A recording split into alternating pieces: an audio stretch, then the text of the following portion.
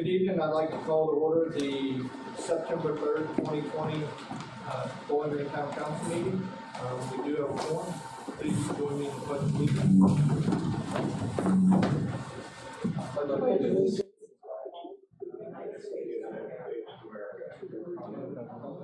Stand. One nation, under God, liberty and justice.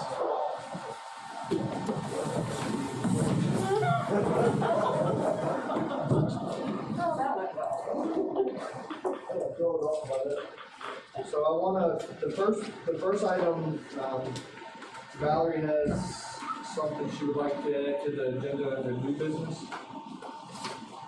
You want to just bring it up, the topic, or I can bring it up. It's in regards to exploring the option of changing the number of personnel on the town council within the charter. So we're going to place that as item number 14 under new business. I'm sorry, it'll be following 13, it'll be 13B. Under new business. Listen, I also like that. There's a major issue paving the VDOT. What's the appropriate place to discuss that? Yeah, we'll throw that under new business, we'll do it right after 13C. Okay.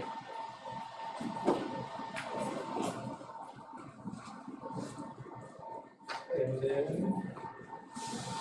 I'd like to start the evening with an introduction and then a few comments before we get started. First off, I would like to introduce Mr. Joshua Irby. He has been hired, he's sitting in the back right there. Joshua is our new Director of Public Works, and I believe he starts Tuesday. He's joining us tonight just to meet everybody. A little bit about his history. He has a Bachelor's of Science in Biological Sciences from Virginia Tech. He has his Virginia Wastewater Operator Class 1 license, his Virginia Waterworks Operator Class 1 license, supervisory experience and management training, along with customer relations background. He comes to us from the James City Service Authority as a Waterworks Operator 2. Before that, he was employed by Aqua America. And he also spent time as a Chief Wastewater Plant Operator for the County of Henrico.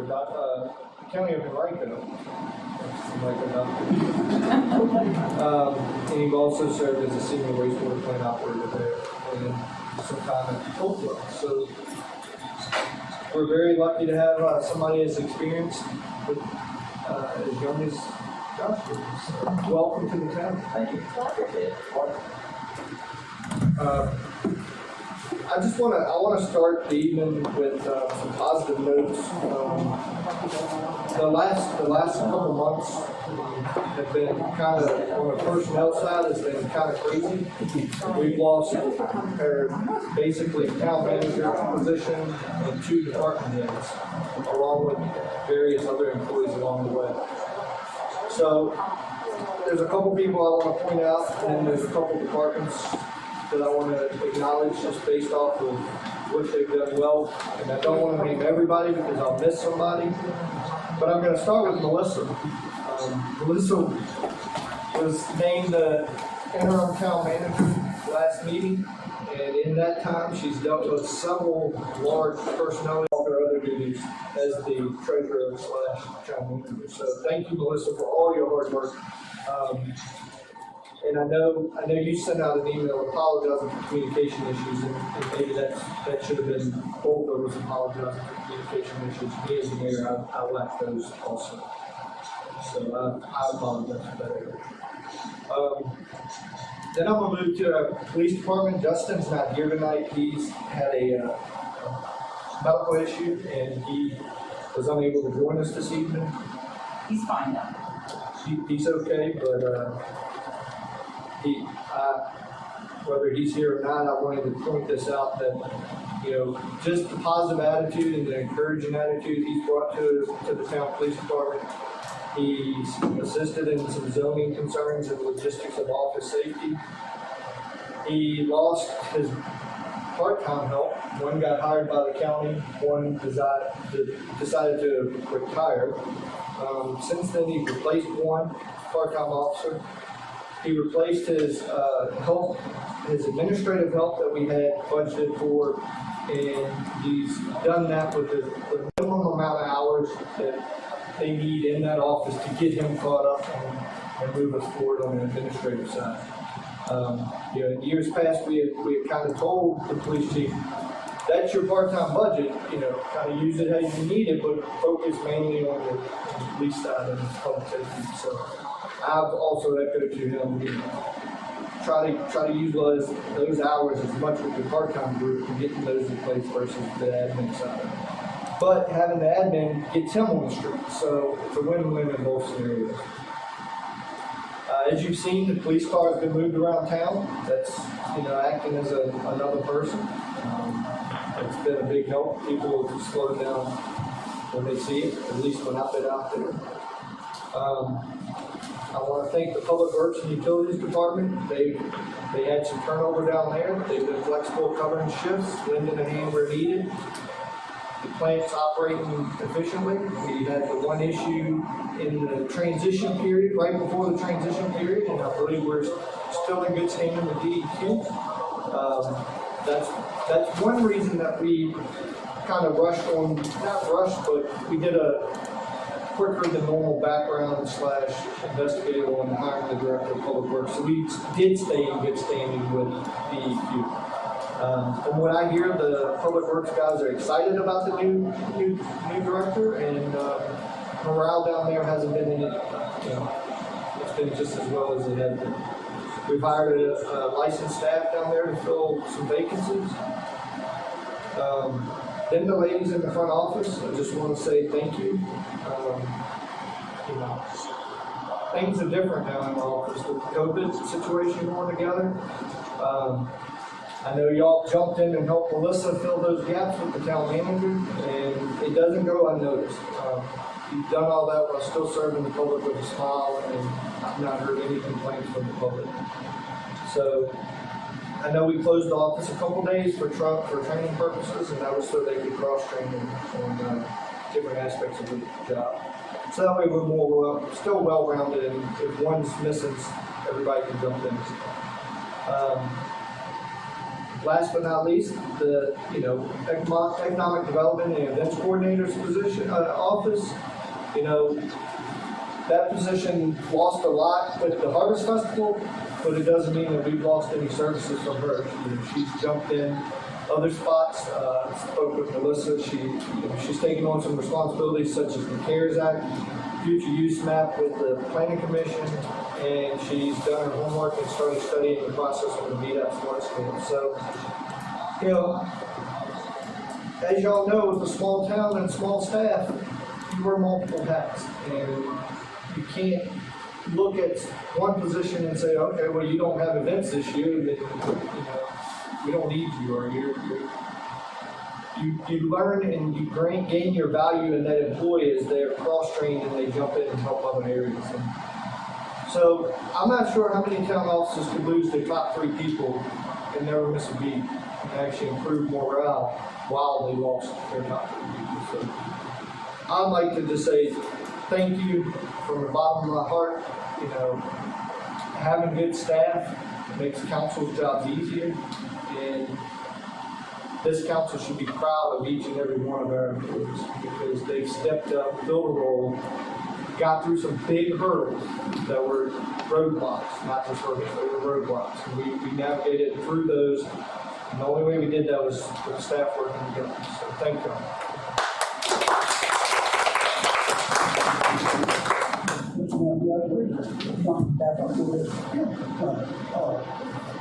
You said they hired you guys for one family. That never did come to me here. We'll get to that under staff comments. I'll come back to that note. I just wanted to bring out this because personnel hires below the town manager doesn't have to come to council. That can be done by the town manager in the personnel committee. So let's get through the delegations and the public hearings, and I'll address that, Otis. I'm gonna make it right here when we get down to staff reports, and we'll do it under, we don't have a public, we'll do it under town managers.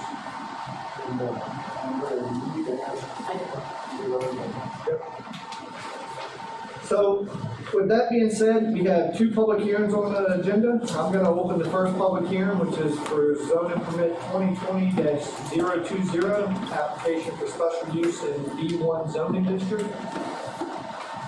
I'm gonna open the public hearing. The background is application has been made by WH Holdings LLC for a special use permit to operate an HVAC / construction business at 133 Courthouse Lane. The planning commission public hearing was held on 8/17/2020. 1 public comment was received in favor of approval of the special use permit. The planning commission unanimously voted to forward a recommendation of approval to town council. As of the time of this report was created, 1 public comment was received. The following is to be entered into public record. Charles Cushing, 115 Davis Court, is in support of approval of the proposed special use permit at 133 Courthouse Lane. So, as I said, the public hearing is open. If there's anybody that would like to address council in regards to the application for zoning, please just state your name and address. My name is I live in Forest County, Virginia. I am trying to purchase a property next door. I have a HVAC company. We do primarily on sites, downtown facilities, but it'll be from Richmond to DC. We are currently have the board for people that are trying to expand. We're still trying to do everything it is to bring in some project managers in. I have some quotes from my vendors to do a little renovation out there, bring that aesthetics up on the outside of the building also. In the brick around the base of it all the way around. Won't get place coming back up and preserve for us. Basically, that's what we do. We do HVAC on site. We'll have our equipment on site. We pick up some trucks. That's what we pick up. And a lot of equipment coming here. We need to normally we have everything to ship to the job site. So our workers don't come. Last year, 2 weeks out of that year, we were doing prefab work in our facility. That possible still exists, we still do it. Basically, that's what we do. Also in your packets, there's the zoning permit application, a copy of the GIS. And, I commend him on all the proposed enhancements to the buildings that he's listed out in these plans to do also. So, I did have a couple of questions. okay. How long have y'all been in business, sir? 20 years, Okay. a little over. Where's your base? Fredericksburg, Fredericksburg right now? How many employees do you have? present time 12. We're trying to bring on, we just hired 2. Bring on another person, bring on 3, and we need to incorporate 3 more people into the new project management phase. Are you strictly commercial? Yes. What kind of, prefab do you do? Sheet metal, No, well, we do piping. and so, 2 to 7 years, you want, maybe, We will be bringing in some pipe and cutting it into pieces and putting welding on. Yeah, because fittings.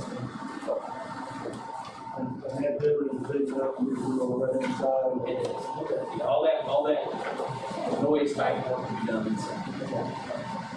Do you hold off the master or HVAC? Yes, 2 HVAC and 1 gas fitter.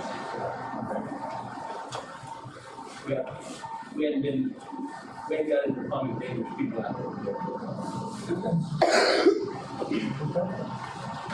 don't actually have any questions because the planning commission is extremely thorough.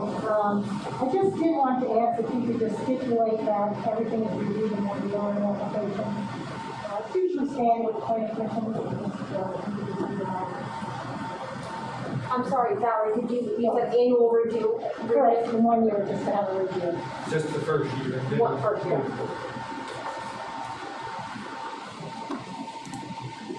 All right, well, thank you very much. We'll, Anything else I can do?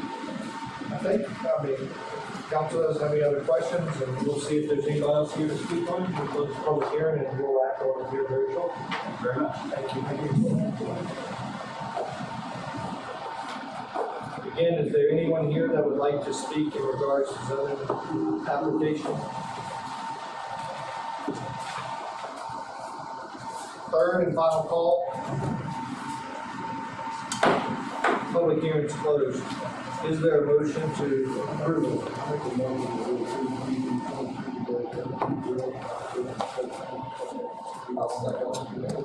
And that motion is with the conditions. Review. We have a motion and we have a second. Is there any further discussion? We're gonna do a roll call vote. Yes. Yes. Motion passes. Okay. We have, the second item on the agenda is another public hearing. I'm gonna open the public hearing for the final authorization of the issuance of the revenue bond. At the June 4, 2020 town council meeting, the bond public hearing was held for the issuance of 5.693 million revenue anticipation bond to finance the water system upgrade project. While working to prepare for closing, the bond attorney found an omission in the public notice that ran prior to the June public hearing. The corrected notice was run in the Freelance Star on 8/21 and 8/28. The attached resolution is supplemental to the resolution adopted on August 6, 2020 town council meeting. So at this time, we would hear any public comments, and then we would have to adopt resolution 2020-05, given the final authorization of the issuance of the bonds in aggregate amount not to exceed 5.693 million. So if there's anybody that would like to address council, please come to the podium.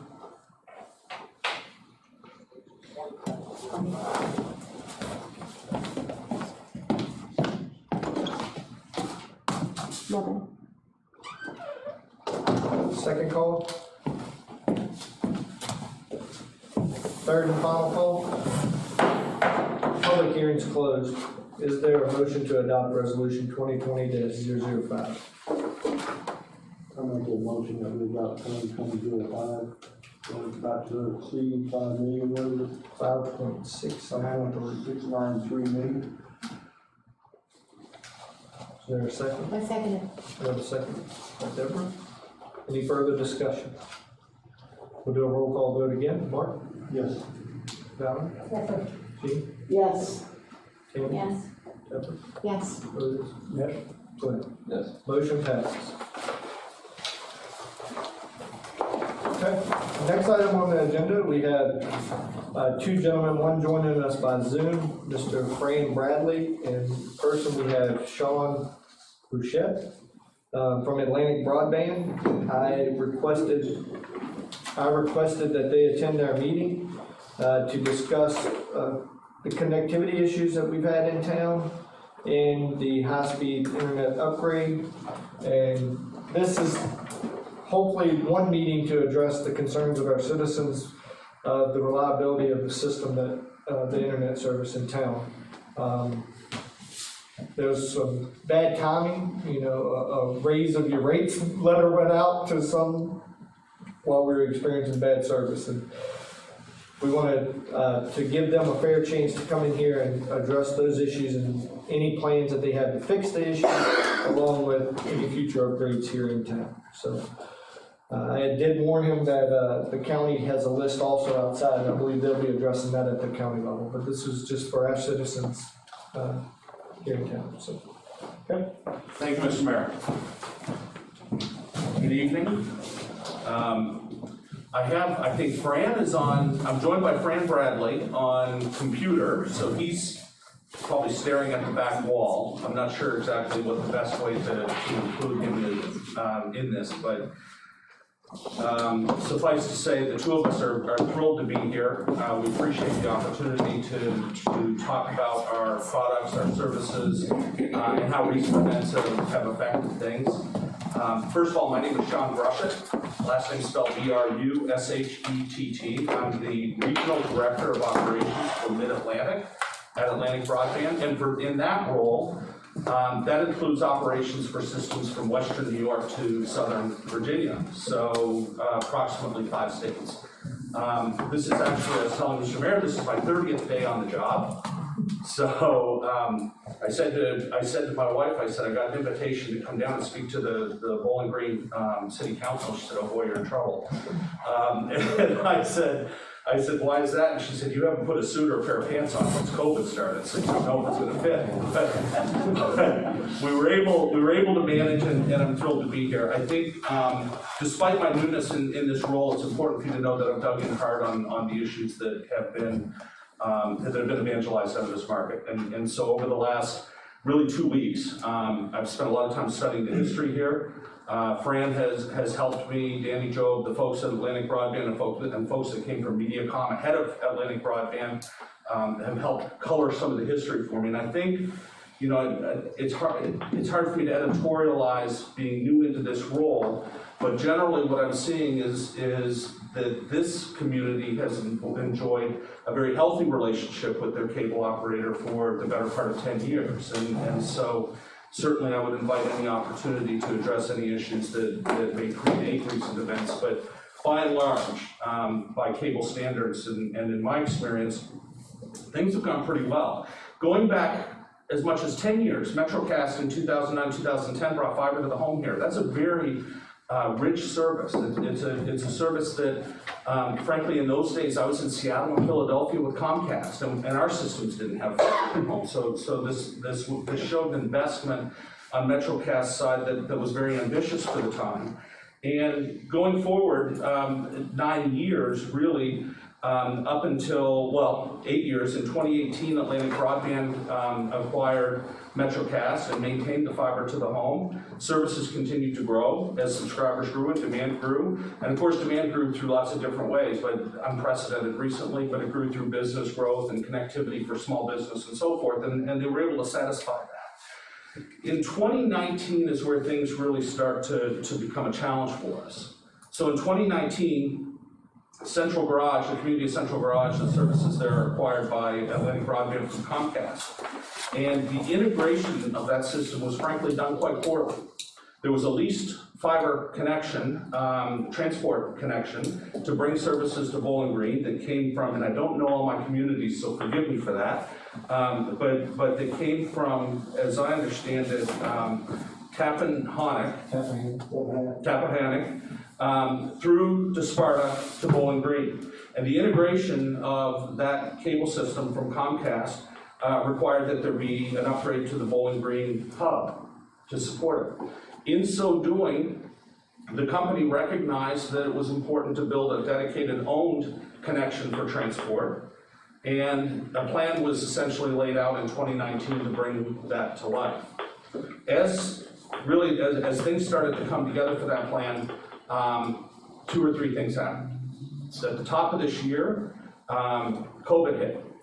And with the onset of COVID, we had, as an industry, not just the community of Bowling Green, unprecedented demand for our services. And I don't have to tell you all the reasons. Homeschooling, my son finished the last 5 months of his year at home.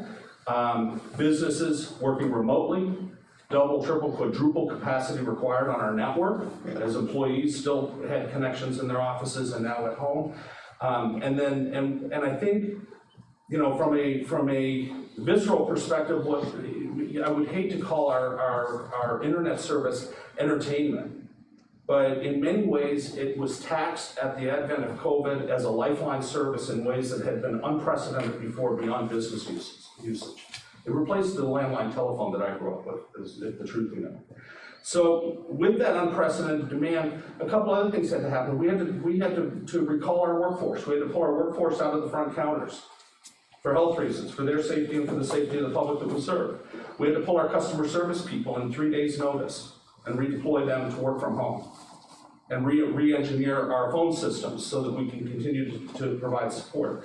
And in this community, in particular, we had this plan to upgrade our network, our connectivity through these 3 sites with our own connection. Long story short, as we went to deploy that as a phased approach, and we brought that first phase to life, we fell behind schedule back in July. We fell behind schedule because of faulty wiring, bad labeling, and difficulties in the Bowling Green hub. And that's when the problems really started for us. That's when the connectivity issues really were amplified, and you compound that with the fact that we had a re-engineered customer support workforce. And our call centers were, I use the expression, on fire. Hold times, I'm not afraid to admit, of as much as 45 minutes to an hour. Abandon rates, a term that we use, where for every 100 people that call into the phone center, percentage of people that hang up, abandon rates in 30, 40, 50% range at times, which exacerbates the issue, of course, because they're calling back in. That's our problem. That's not your problem, but it shows up in a way that the company has mismanaged the connectivity at a time when it's needed most, and that the company has had a difficult time supporting customer service. It's not meant to be an excuse by any stretch of the imagination, simply stating the facts, okay? If we go back now since August 15th, remember I started on August 2nd, so I want to take most of the credit here.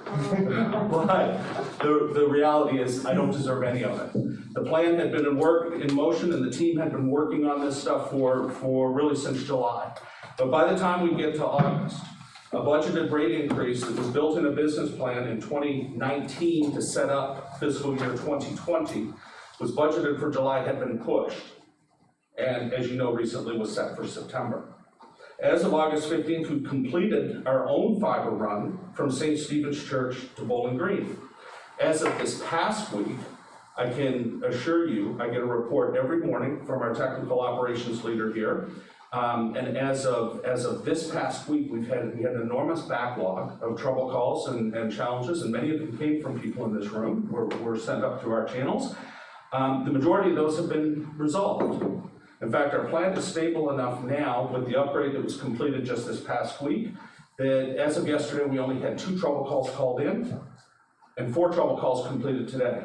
Our backlog is 24 that have to be completed, and it's essentially scheduled out for timing reasons for the customers at will, and that's going down every day. With the upgrade that we completed last week, we have now set the path forward for enhanced Wi-Fi services that will be deployed in the coming months and year for a gigabit symmetrical internet service. And for those of you who don't understand what that means, it's critical to Lifeline Communications because download is the speed or the capacity with which internet information comes to you, but symmetrical means you increase the capacity for what gets pushed out. That's important for video communications. It's also important for gamers. So, but for video communications, which we're relying on for work and for school, symmetrical internet is a critical service. Our new installs since we've cleared up this backlog, frankly, in the past week, are 2 to 3 days out unless a new drop, a new connection to the home is required, and there's 10 days of lead time on that. I already talked about the trouble calls. Most importantly, from a customer service perspective, our ability to field consumer complaints, billing issues with the service, frankly, just answer questions on how to use our services in the phone center has improved dramatically, frankly, in just the last 2 days. We had uncovered through exhaustive work. You're not the only community that's affected by this. Our call centers are frankly in several key sites. But we uncovered some opportunities for us to improve the routing in our IVR, the interactive voice navigator, if you will, when you call in and you have to push the buttons. In doing so, we get our call containment just this past day or two at 30% in the IVR, which means 30% of the customers that call us were able to get their issues resolved by the IVR, by the computer, freeing up capacity for our call center people to address issues with the people. with our customers. If I were to put a bow around all of this narrative, and I was really to try and give you an elevator pitch on kind of where we've come from and where we're going. We had the perfect storm this year in 2019. We had, for right reasons and wrong reasons. The right reasons, of course, being that we had an ambitious plan to upgrade your connectivity and continue to improve upon what was a pretty good service coming into the year. The wrong reasons were, as we executed this plan, we executed at a time with unprecedented demand on both our resources and our customers' demand for our services, and it also revealed some deficiencies in our hub. That's the reality of it. I believe, I'm told, that our issues technically are resolved. Our customer service issues are going to continue to be a challenge as we navigate COVID. I mean, that frankly is going to be a fact, and we're going to have to manage our resources accordingly to serve our customers as best we can. We are investing in self-help tools, online tools, the ability for customers to get answers through the internet and other things. I've been working on this prior to this existence, prior to this life with ABB, with other companies for the last 6 months. And I'm supremely confident that COVID will be in the rearview mirror as soon as we get it figured out. But the reality is, it is forcing us into a space where we have to innovate around creative ways to serve our customers, and I think that's a good thing. It will serve us for years to come. With that, Fran, I don't know if you heard any of that online. Yes, I did. You did an excellent job, Sean.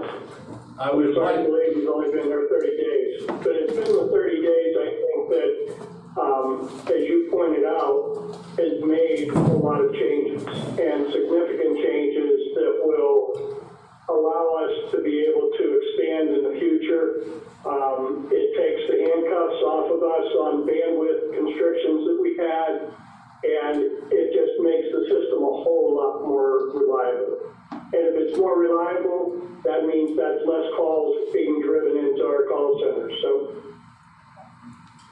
I think at this point, probably the best thing would be to just open it up and see what questions might be, and see what we can, if there's anything else that maybe you want to talk about,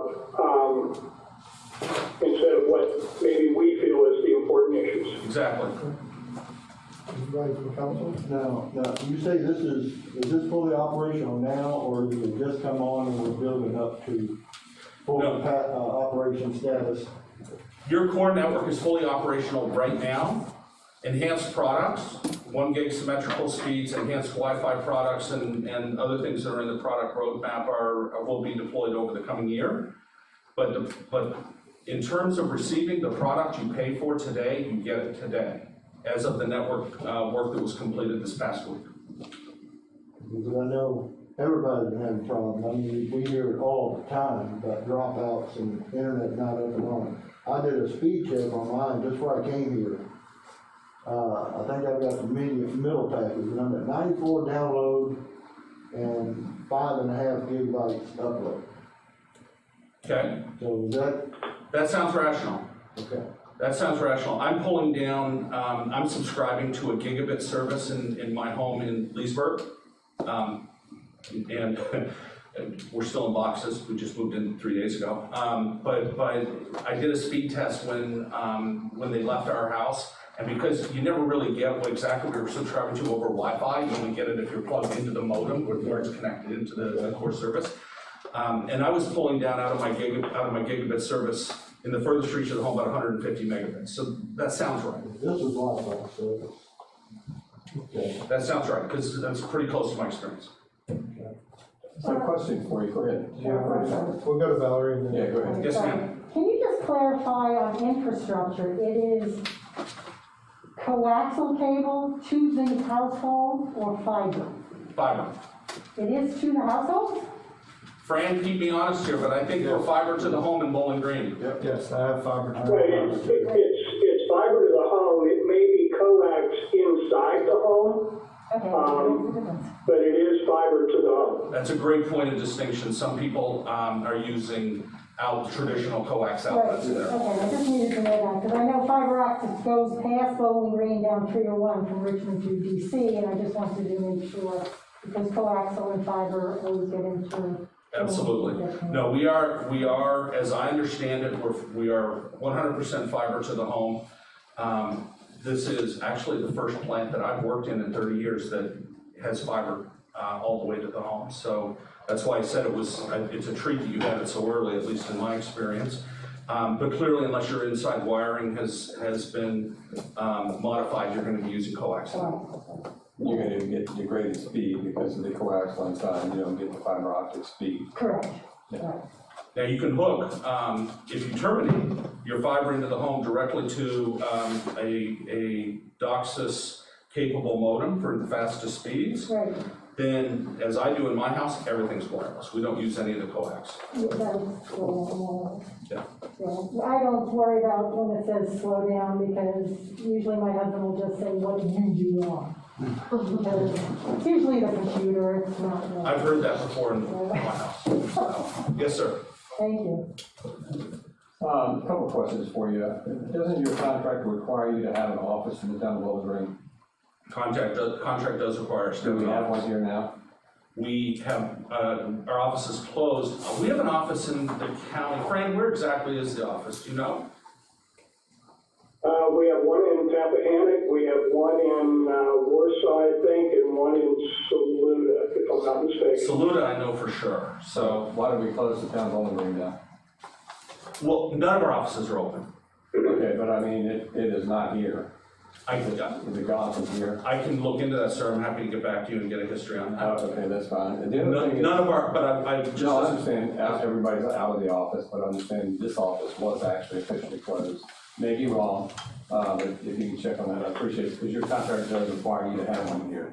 I will, run that down. Yeah, and the other issue is, for me, is, when we see your great ad on TV that shows the van and then drops down to the speed car, I noticed there's one little line across the bottom of that, it says, not available in Bowling Green, Virginia. I'm not familiar with that ad. Take a look at that ad, when you see it, you'll see that it says, this high speed is not available in Bowling Green, Virginia. Why are we the only ones that are not available to? If we had Does, one. does that have to do with the rebuilding of the trunk line from St. Stephen's Church to Bowling Green? They 'Cause say they've got it hooked up now. Yes. Well, But that's the ad fine. was probably created, we finished that work last week. Okay, Again, I don't wanna speculate. But didn't you just say it wouldn't be available to the town for several more months? Symmetrical speeds, that's correct. yeah, that's talking about 5 gig, that's not talking about. Oh, then that explains it, yeah. So we haven't released 5 gig here then. We had to do the backbone. Is the intention to do that? I have to, so the answer to the question is absolutely. If you ask me when, I can't tell you. I have to look at the product roadmap, and I'm happy to get back to you on that as well. I mean, I'm kind of concerned, I mean, there's maybe everybody else around us that didn't delineate anybody else not having that capability of service, while we're on an island and can't get that. Well, I think that Sean addressed that, and that was within that transport that we just changed over to where we went to our own transport from St. Stephen's. That gives us the capacity now. That's what I was saying. We don't have the restrictions of the bandwidth requirements that we had utilizing the third party that we were using as the transport. That's why we built our own. So does your transport now allow you to have 5 gig to Bowling Green? I believe we will be able to, yes. So the answer to the question is, we should have the technical capacity, yes. Have we released the product yet? No. Can you just follow up? I'd be happy Just to. make sure we. I'd be happy to. Thank you. Yeah, take a look at your ad, you'll see that on the 500%. One of the things here that we have to build on, is we're trying to build our community back up, get business, and that's the only thing we have to offer here is we have high-speed internet. Yep. That out in the county doesn't have, and surround, so that can be a big draw. And anytime we can get 5G in here, the quicker, the sooner, can help, drive businesses our way.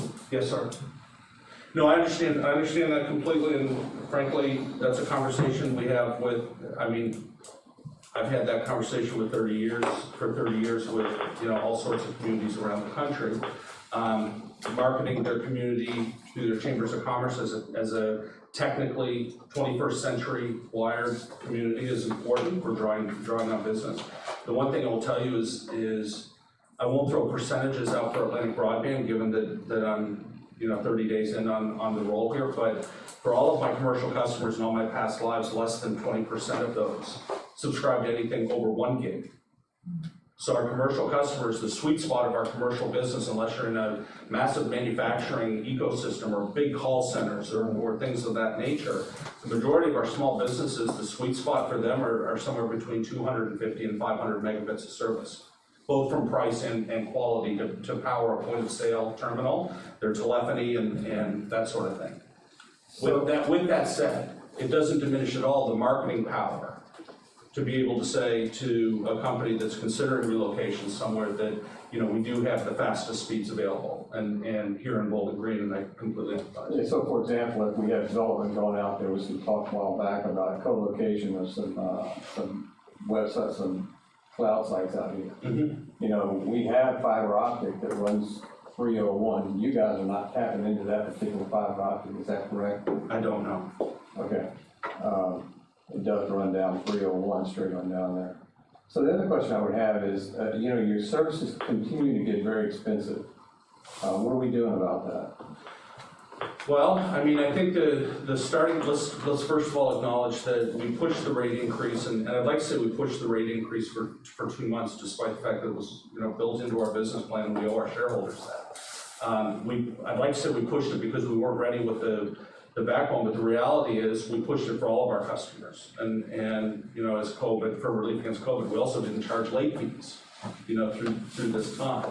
With that said, there's a tale of two cities when it comes to rates. From a video programming perspective, the cost of content to deliver what you watch over television has exploded and continues to rise anywhere between 8 and 15%, depending on the size of the cable operator every single year. Very rarely have I seen dollar for dollar those rate increases pushed through by cable operators, and so that is chewing into the margins of the shareholders and the investors in the business. On the other hand, it's a capital intensive business to do exactly the things we're talking about. So we budget accordingly. We don't budget to drive our margins up. We budget so that we can improve distribution. We can expand our networks and expand the quality of our service. And while of course that costs money, and that's where the rate increases come from, I would say that the bigger piece of all of our rate adjustments are on the back of video content. Now, you say, what are we doing about this? I will, because I didn't really answer that question. What we're doing is we're reflecting the cost of our business, is what we're doing candidly. Now, what I would say is convergence of services on the back of high-speed internet and broadband have allowed our customers to have unprecedented choice and control around content. So if you take a home like mine as an example, I just moved from Chicago, okay? In Chicago, I was believe it or not, in the laundry business. I took a 2-year sojourn from telecommunications and did laundry. And consequently, I didn't get any employee discount on my internet services, so I had a Comcast broadband connection into my home, as we talked about, that was about 600 megabits there. And I cobbled together my video content through 3 online providers. And when I signed up for those services, one of them was AT&T streaming service. They're AT&T Now at the time. One was NHL, we're a hockey family. And the other one was Netflix, actually, and Hulu. And my wife likes stuff from the 60s and 70s, and my son likes Netflix for some reason. So we cobbled all of that together, sir, and in so doing, had roughly $100 and $120 in video programming costs across those 4 distributors, all of them on promotional rates at one level or another. 18 months later, that $120 is $180. And so what happens is that our customers in highly competitive markets get seduced by promotional pricing to draw market share in. Those costs are still incurred by the company for the programming. And at some point, that promo rolls off and we have what I call exploding bills. And Atlantic Broadband is a long way around the barn. What are we doing about it? Atlantic Broadband is taking a strategic approach, a long-range strategic approach to try and exit this promotional pricing game and get into a place where we can have everyday rational pricing where customers have that type of choice and control. But it's complicated, it's hard, because we have to compete for market share, and we have to do it on price. For the most part, let me say it differently, our marketing teams would say we have to do it on price. I, in operations, say we have to do it on service. The truth is somewhere in a combination of the two. But for all practical purposes, the cost of program is the same from one operator to another, and if you're finding a cheaper price, you're renting that service until the promo goes up. Yes, ma'am. So right now, if I go to the internet, it tells me that I'm paying 64 cents per megabits, which is 1.5 times the average in the US. So what here in Bowling Green are local customers paying? I have no frame of reference for that comparison. I apologize. I'm not diminishing that, but I'm happy to pull together a comparison of ABB cost per bit and put together a handful and send them to Melissa to distribute to this. Thank you. You have, I think, 3 pricing packages as far as your internet speeds. The lower one that you have, to me, seems to be a little misleading and kind of deceiving a little bit. I don't get the word out right, but anyhow, because you can't do anything on it. Okay. So it kind of forces your hands to go up to the next one higher. But why do that? Why,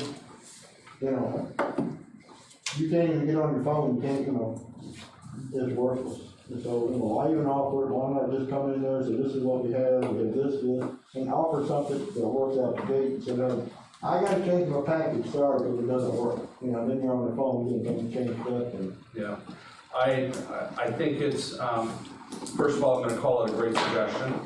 My packaging philosophy, which doesn't necessarily mean ABB's packaging philosophy, again, I'm 30 days in, but know that what I advocate for, and on behalf of this region, is a good, better, best pricing structure, where the good is effectively I'm gonna use the term a lifeline service. I don't wanna say you can't do anything with it, but it satisfies email, it satisfies basic connectivity. If you try to connect an Xbox to it, it's probably not gonna give you the experience you're looking for. I think the better is, and it should appeal, somewhere to 80% of your constituents, 80% of your subscriber base. And, frankly, going back to my business example, it's almost never anywhere close to the highest product, the highest speeds. The average home, I think, in the last data points that I saw as an industry, not as ABB, the average home was enjoying somewhere in the ballpark of 75 to 100 megabits of service. So that's a robust, that's why I said, if you're close to 100, you can do anything on it, okay?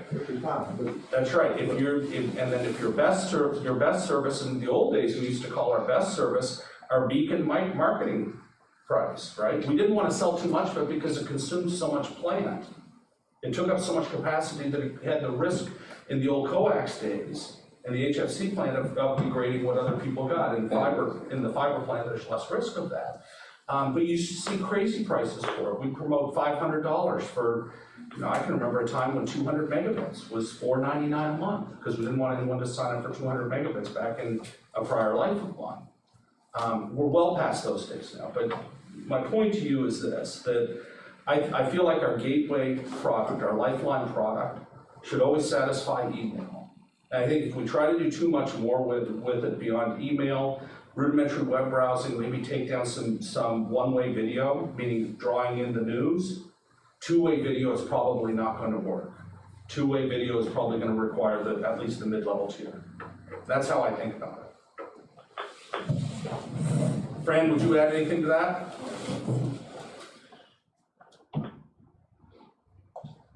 We lost your voice. No, I was muted, sorry. I think, the other thing, and I'm not quite sure if you touched on it or not because some of the volume was cutting in and out, but, during this whole COVID thing, we also introduced a internet assist program that was geared toward the homeschool. That's right. And especially for those who maybe couldn't afford high-speed internet.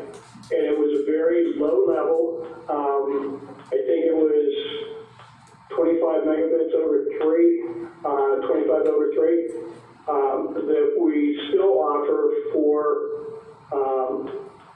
families that have children that qualify on the free or reduced lunch program. And so that was just another measure that we took in trying to help people where we could by providing at least some access for those people who needed it maybe the most. Yeah, I think that's a great point, and it's it's obviously the right thing to do during these trying times. The challenge for us now is 8 months ago, and shouldn't even say 8 months ago, 4 months ago, as we're kind of coming to the end of the first phase of the school problem, right? As the school year ended, I don't think most of us in the community expected that our kids were still going to be learning remotely in September, going back to school without going to the classroom. And what's happened is we've got a bit of a pig in a python right now. We've got demand that is unprecedented for line extensions and access to homes and so forth, just to even get service to homes. And I think, again, that's not unique to Atlantic Broadband. That as an industry, we're being looked to expand our services at unprecedented levels. So how do you control the traffic demand on your bandwidth? Well, I mean, being in a fiber ecosystem, we don't have to control it like we did in an HFC plan. So it's really broad, open up to everything, no issue with there, we're squeezing it down, having issues? Oh, no, I'm not aware of any throttling issues whatsoever at Atlantic Broadband. Now, again, I haven't had cause to run down issues like that in my first month here, but certainly I expect if there were challenges, I would hear them by pretty quick. Okay. Anything else? Thank y'all both for your time, and hopefully we'll have better days going forward with this upgrade being complete. Well, I'm counting on it, Mr. Mayor and Council, and I want you to know how I think thankful we are for the longstanding relationship we've had with this community. I want you to know how committed we are. We are continuing to invest. I also want you to know we take very, very seriously as a company, and I've personally seen from all corners of our footprint, from engineers in New Hampshire to leadership in Massachusetts, North Carolina, where I am, people on calls with a terrific sense of urgency to resolve the issues that we're here talking about today, and frankly, that's why I'm pleased to say that I believe the majority of our issues are in the rearview mirror. So I thank you for the opportunity to address this group. Sean, could you leave the contact information? Melissa has it. Has that? Okay. So just as takeaways, you're gonna follow up on why the office, to make sure we haven't lost our office and just maybe closed due to COVID. I want to understand the history on the office here. I'm still learning all my locations, to be And then you're honest. gonna get us a pricing schedule. Yeah, I'll come up with some relativity that rationalizes, I shouldn't say rationalizes, that illustrates the Bowling Green rate structure against retail rate structures in the rest of you use the country, I'll say regionally, but okay. And then the last is the roadmap to being able to remove that from the ad of except Bowling Green. Or even if it's except Bowling Green, get 5G anyway. So, Yeah. 5 gig anyway. False advertising, let's get it there if you've got it. Well, yeah, if I get it here, then it's false advertising, Yeah. so, all right. Fran, thank you so much for joining remotely. I appreciate the support. Thank you so much for having me. Thank you for arranging it this way. And Fran, I appreciate your responsiveness to my phone call the day that we had the big issues here in town, and I want to say thank you to your technicians, especially Billy Armstrong in the area. He responded to some requests that I received, and so far I think everybody's starting to get pleased. Well, you're welcome there, and anytime you get anything either feel free to call me yourself or funnel it through Melissa, or call Sean. Okay, thank you. Thanks, Sean. Thank you very much, folks. Thank you. Enjoy the rest of your day. Have a good evening, everyone. Thank you. All right, the next item on the agenda is public comments. This time is for anybody that would like to address council regarding any matter.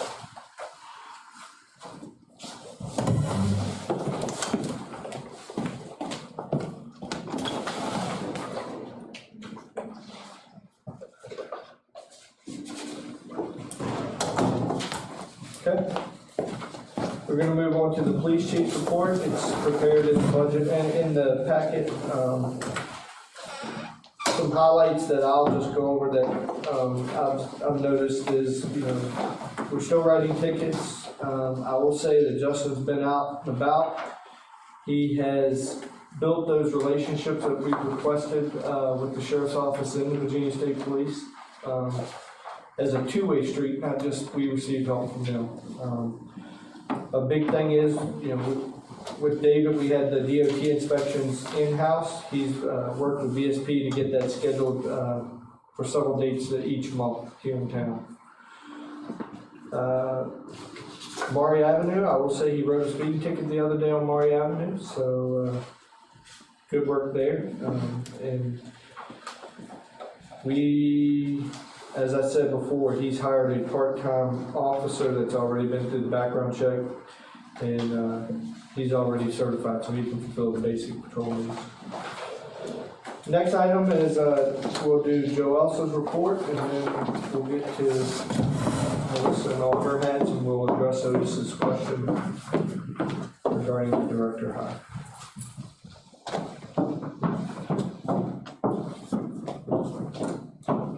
Mr. Mayor, members of council, thanks for having me tonight. You'll notice on my report, I've been really focusing on the economic development role here in Bowling Green. Specifically, CARES Act funding, you may have noticed, I've tried to keep you all in the loop in terms of forwarding emails to you that have been sent out to our business community. We've been doing some surveys and also sent out some information on the Rebuild Virginia grant, which I have offered to help anyone that may have any issue with the application process. So that is ongoing, and I think that some businesses will really benefit from that program. I also, as Jason mentioned, submitted the VDOT Smart Scale application. That was a little bit of a learning curve for me. That was one of the former town manager's projects, but we got it done. And the county, Mike Fetcham at the county, was very helpful, as well as representatives from VDOT in helping me and walking me through that process. One thing that I'd just like to mention, the CARES Act funding, we did receive the check for the full amount of $104,000, I believe it's $685 from the county. So we will need to start distributing that money soon. All expenditures have to be completed by December 30th. So that is something we really need to act on. I think I mentioned this at the last meeting, but the county was not very supportive of our voucher stimulus program. They would prefer that the money go directly to the hands of businesses. And even though I believe that I could reasonably make the argument that these vouchers are essentially going directly to our businesses just through our residents. At the end of the day, after the research that I did, the rules really are at the county's discretion. So the fact that they are discouraging the voucher program, Melissa and I have met and talked about an alternative for that. One of the simplest things that we can do is similar to what Caroline County did, and that is to take the small business fund amount, which is around 84,000, and that number could be more. We reserve the right to take any leftover money that's not spent on the AV system and put it into either PPE or small business assistance programs. But ultimately, we would distribute stimulus checks, if you will, to all of the businesses in Bowling Green. They would have to complete some type of grant application to prove hardship due to COVID. So the numbers that we have could vary a little bit, but ultimately, some of the things that council needs to consider, the math that we ran, we have 66 businesses with current business licenses as of this fiscal year.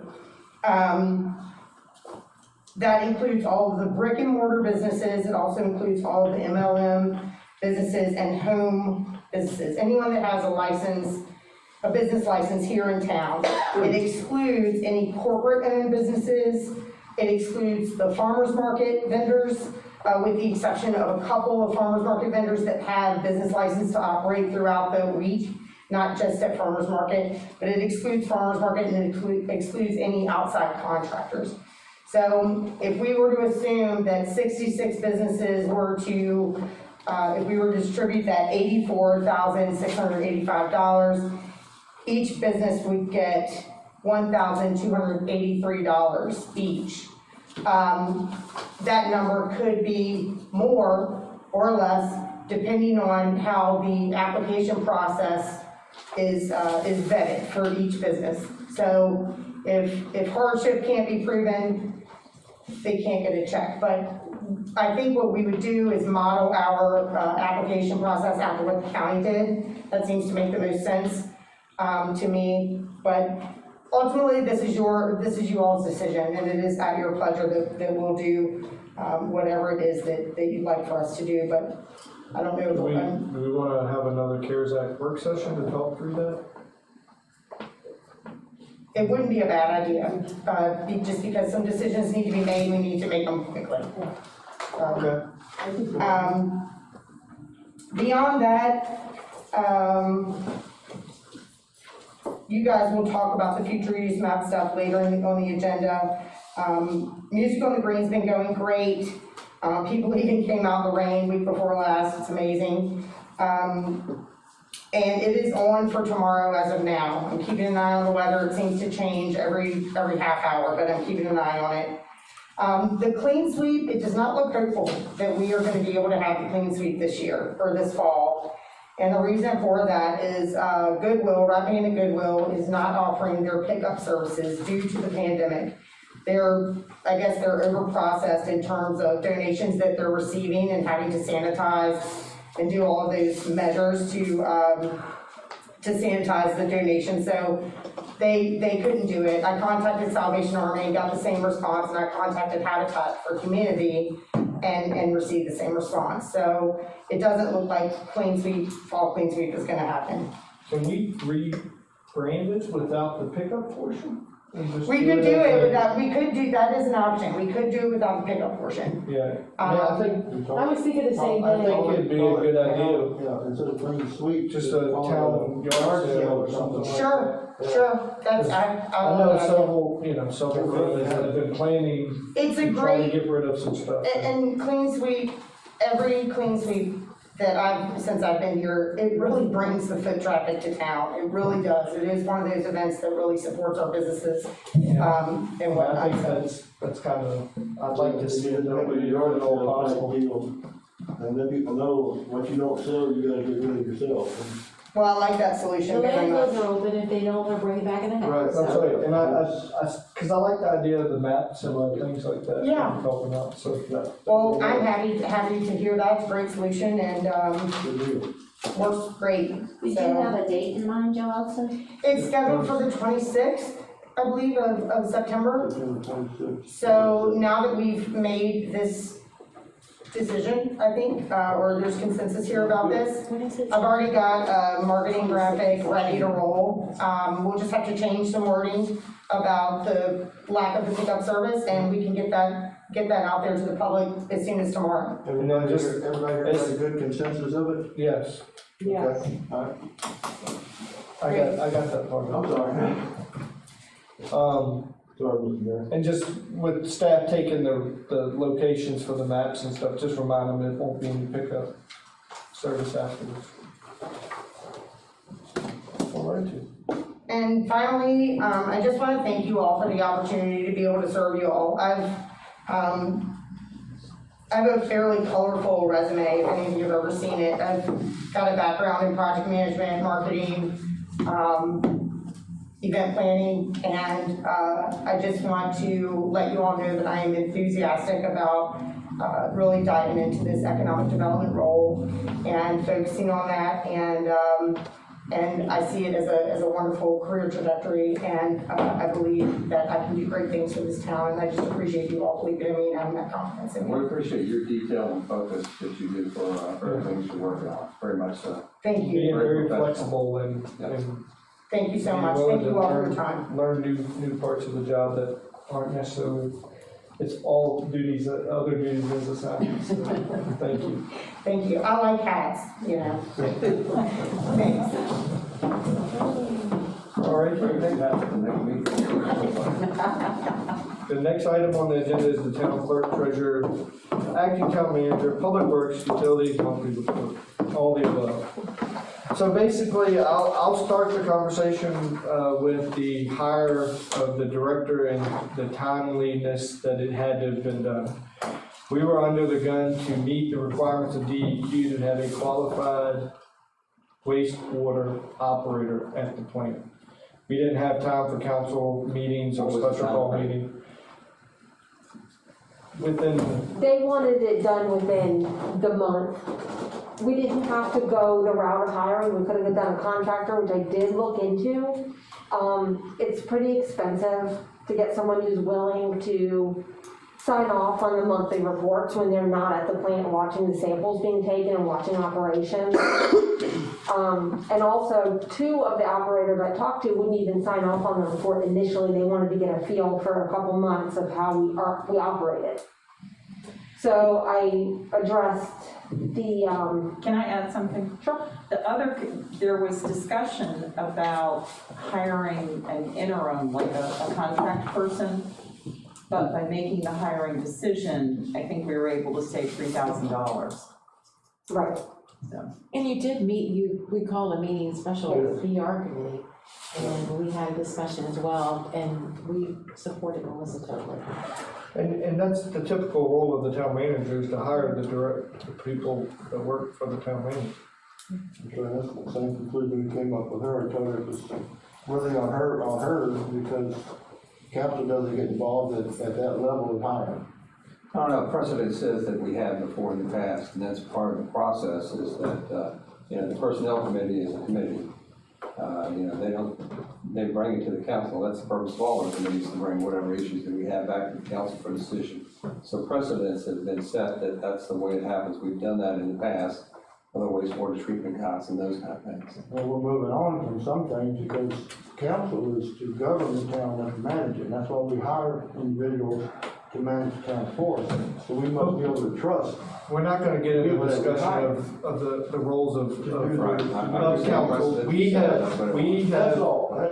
we have been very lucky to receive a well-qualified individual that we needed to move in a timely fashion, so we didn't lose that well-qualified person. And, the thing is, he's an employee, and if it doesn't work out, we'll move on and move to the next one, so.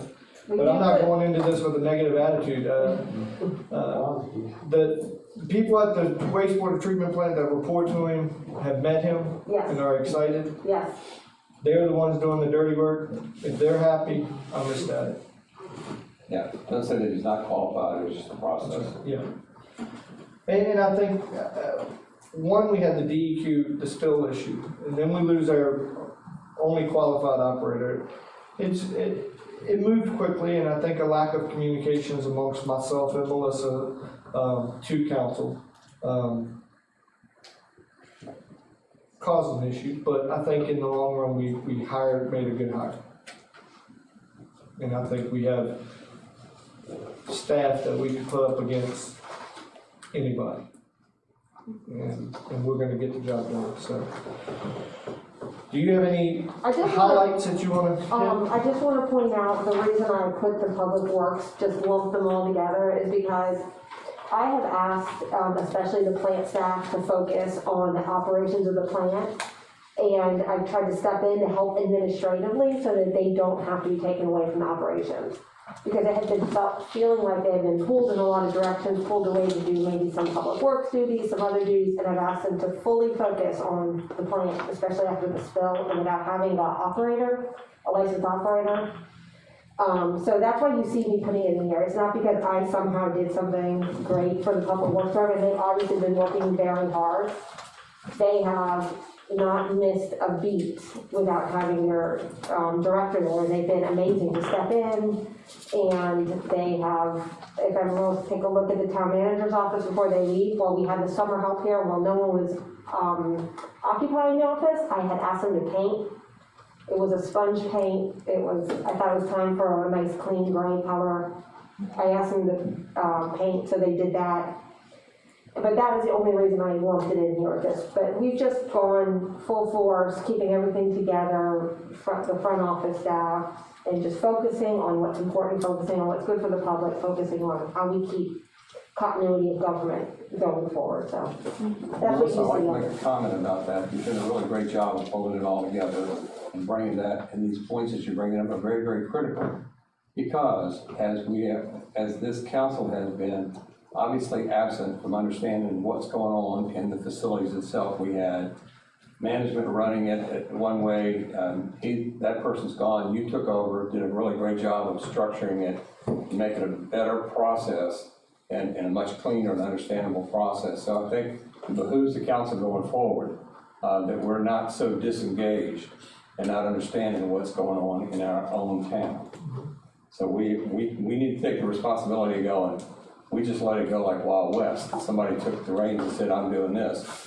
We need to be involved. That's what we're about. We're about committees. We're about, advisory. We're about this town. So I'm just putting a word of caution out to you all just to make sure going forward that you're engaged on a much better basis. Not micromanage, that's not what it's about, but it's about managing the facilities.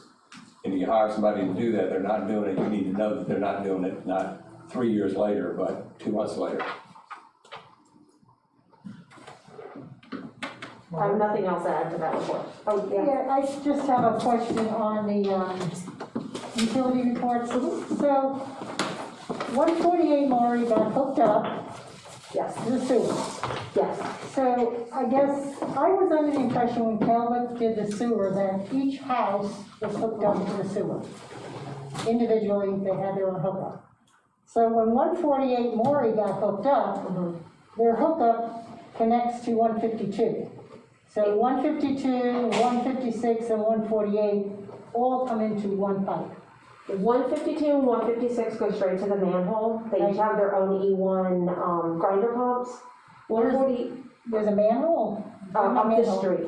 Oh, you're talking the one up the block? Gotcha, okay. Because it's not gravity fed, because obviously it's going up the hill. So it has an E1 grinder pump. 148 has the same E1 grinder pump.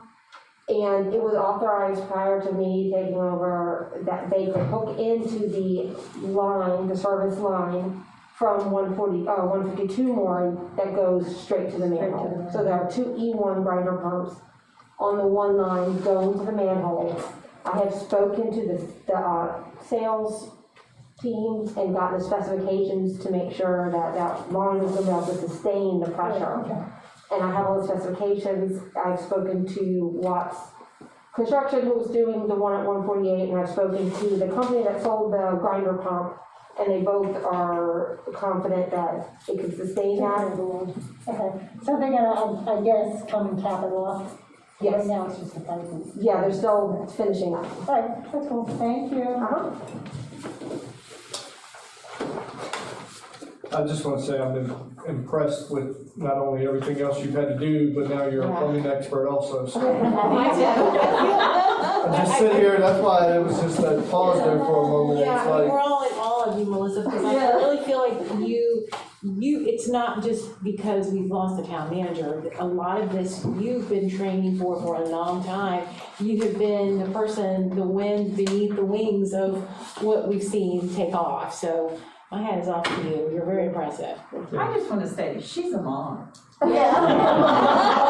three, right? Of three. Yes, I know, yeah. Go girl. So is there a motion to approve the consent agenda? In that we have our August bills and we have 3 resolutions. I make a motion to approve the consent agenda as a walk, Okay. I have a question, Mr. Mayor, and that question would be, have we reviewed the, Let's get a second and then we'll go to the Second, questions. that's fine. Do we have a second? Second, okay. Now I have a question. So have we reviewed the smart scale issue? Have we reviewed the open cut by VDOT? And also item number 10, resolution of governing body. Have we reviewed those and discussed those? Just as informational, with the consent agenda, there's not supposed to be discussion, but you can pull it off if you want to discuss it. I'd like to understand what they are. Okay, We haven't done that. so I'll ask that we take item number take off. 8, 9, and 10. Well, let's, all right, I'll change my motion to, well, I like to talk about 7, we can talk about that when I make the motion then. So you we're want to just talk gonna, about 7? we're not gonna I approve the just got consent. one question on it, is it? Can Okay, then we withdraw have a your motion. motion. All right, I'll withdraw We're my gonna, motion. okay. So we'll attack these individually instead of as a consent agenda. So is there a motion to approve the August 2020 bills? And then we can have a I think second. that's I'll make a Mark's. motion to approve that. Okay, we have a motion. Is there a second? Yeah, I second it. Second by Deborah. Now we can have, I have one question on it. Web Engineering, we paid them $157,170. Is that coming out of our funds and we have not received money from the grant yet, or do we have, or did that come out of the grant money to pay them? That is the money that we adopted, the $200,000 for engineering, so we could have our own, kind of, bridge loan instead of trying to get 2 loans. So once you guys just adopted the resolution for the bond, once we go to closing, we'll get to reimburse ourselves for that, and then we'll be floating the next portion, because the, the construction loan doesn't reimburse until, or doesn't pay until a phase is done. So we're kind of gonna play a game of catch up each time. But this will get paid It out, will get paid back, it's all included in that 5.6 million. so we don't have to complete a phase to get this is part of the engineering stuff. Correct. The 2 million grant that we would get, or whatever it was. Yeah, we'll first have to use up the loan, Right, okay. and then once we've exceeded that, then we'd go into the grant portion. Okay, all right, okay, thank you. That's all I got on is that. there a vote, any other discussion? All in favor? Oh, I'm sorry. I just wanted you to point out that date on 5/25, just Oh, correct that date. I'm sorry, yeah. That's okay. Okay. All in favor, raise your right hand. Motion passes. Next, we'll move to item number 8, the smart scale. Joe also left. Yes. I think Melissa can speak. I should be able to answer questions. So as you know, a smart scale project has to run through the county. They have to be the actual vehicle of the smart scale project. We could call her, too. Joe.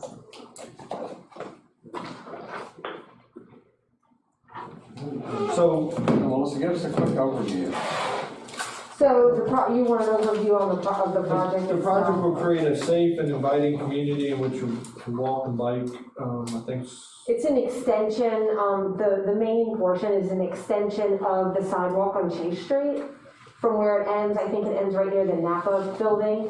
It would extend it all the way down so that it could go to the Bowling Green Meadows subdivision and also to the apartments on the other side. And then also, this includes paving of our commuter lot, which is our Chase Street lot. It would include paving. Does that also need acceleration lane on the 301, is that part of this? I don't believe that was part of this, and that was due to the cost.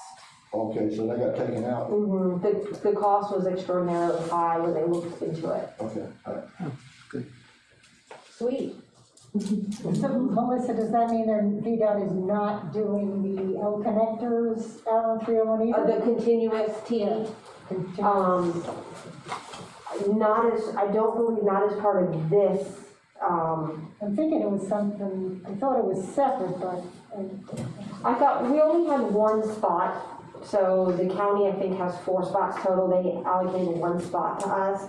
And we did, kind of, after talking to the George Washington Regional Commission and the pricing, and because we're all using the same pot, everyone in the Fredericksburg region uses the same pot of money, and obviously in comparison to other locations, we're really small, so they're not gonna give us as much money as they would in other localities.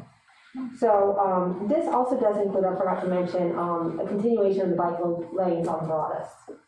That was the other, component. Okay.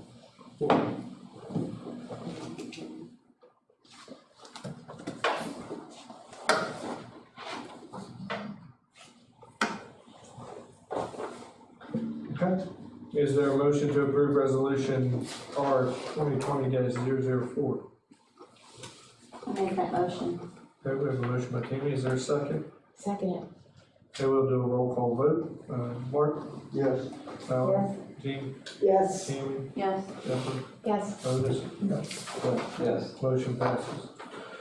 Next item is the VDOT open cut permit land use resolution.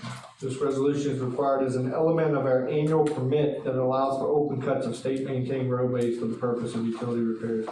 It's a resolution that we have to do yearly regarding us being able to cut the road to make repairs to our, utilities.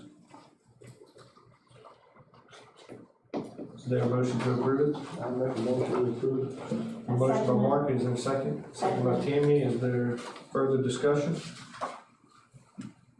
Roll call vote, Mark? Yes. yes, Yes. Yes.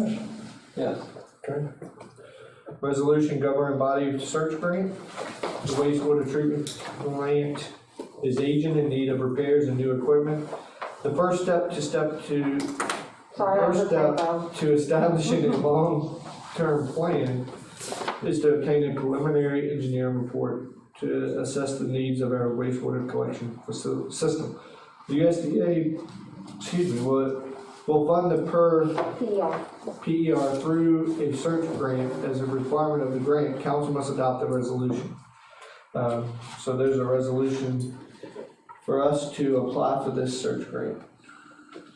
And this is for repairs of the plant or upgrading? This is looking to find out what we need to do to bring up our plant to, It will not, look at inflow and infiltration, it will not look at, increasing capacity. It will only look at upgrading the equipment that we currently have, and Okay, that's what I was, So my it's next gonna question was. determine whether or not our capacity, we can actually reach the capacity that we're designed for. it will not look at the capacity. That's what I was wondering. but It's an issue.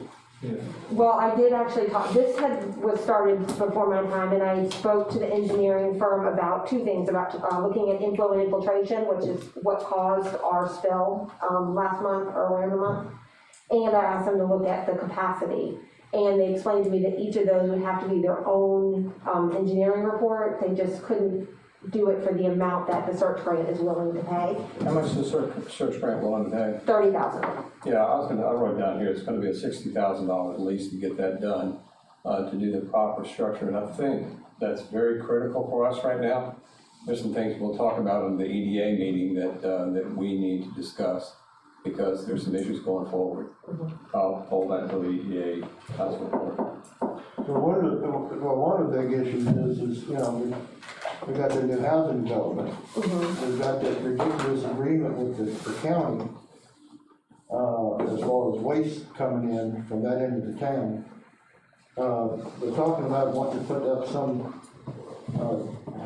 talking about maybe a high density thing out Yeah, I can address that south tomorrow. end of town. We had a meeting with it about And, you know, the capacity of the plant right now, you know, it's not gonna take much, and we haven't even started on 301 corridor, so, you know, we gotta. well, real quick, I just want to bring this back, and we're on a resolution for the PER grant. Yeah, I understand. For this Talk about grant, that later. That's kind of part of capacity it. will come up eventually, but Yeah. I think we all realize that we need to start the planning on capacity sooner than later. Yeah, we're talking about some details. That's all I was just talking about, just, we need to do something with capacity on the grant. Okay, Alright, I'll make the motion that we. we already have a motion. Did we? Okay, we did. I don't think we have a motion on the No, floor. no, I'm sorry. I'll make a resolution that we. We have a motion by Mark, we have a second by Gwen. Yeah. Roll call again, Mark? Yes. Sally? Yes. Yes. Amy? Yes. Otis? Gwen? Motion passes. Next item is a presentation from me. Since the EDA member Hardy Dunnington passed away after many years of great service to the town, the EDA was discussing some candidates to fill his vacancy that would bring value to the EDA. Jason Mans was mentioned as a candidate to fill the vacancy. As a native of Bowling Green, a business owner in town, and an active participant in groups like the BGVA and Community Heart and Soul, he's the ideal new member. Additionally, the board believes that his travels and experiences outside of Bowling Green will bring something new and refreshing to the table. Jason was approached about the idea and said he would be honored to serve on the EDA. I fully support the appointment of Jason Mans to the EDA. Just need a decision on, I'll make that resolution that we appoint Jason Mans to the EDA. And I second it. okay? All in favor, raise your right hand. Okay, Jason's elected to the EDA. Or appointed to the EDA.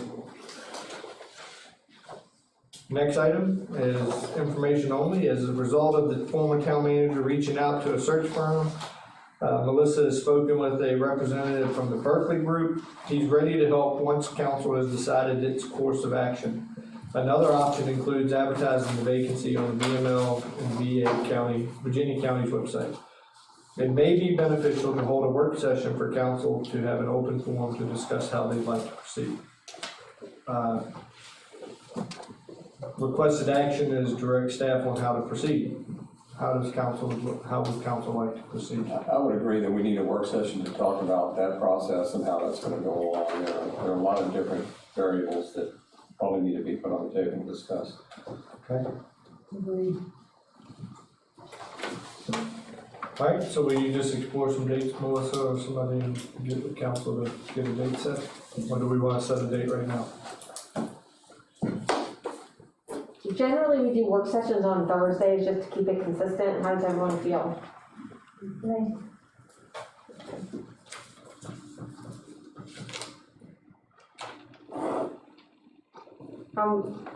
Does anyone have a Thursday that works best? We have the 10th, 17th?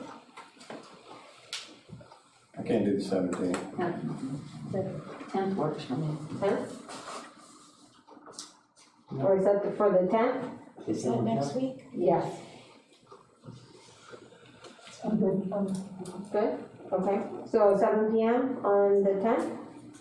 So you need a motion, no vote. Okay, give me 1 second to add it to my calendar. Well, is there a motion to set a work session for September 10th at 7 PM? Or do we want to do earlier? I'll make that motion, Mr. Mayor. Okay, motion. I'll second. We have a second, any further discussion? All in favor, raise your right hand.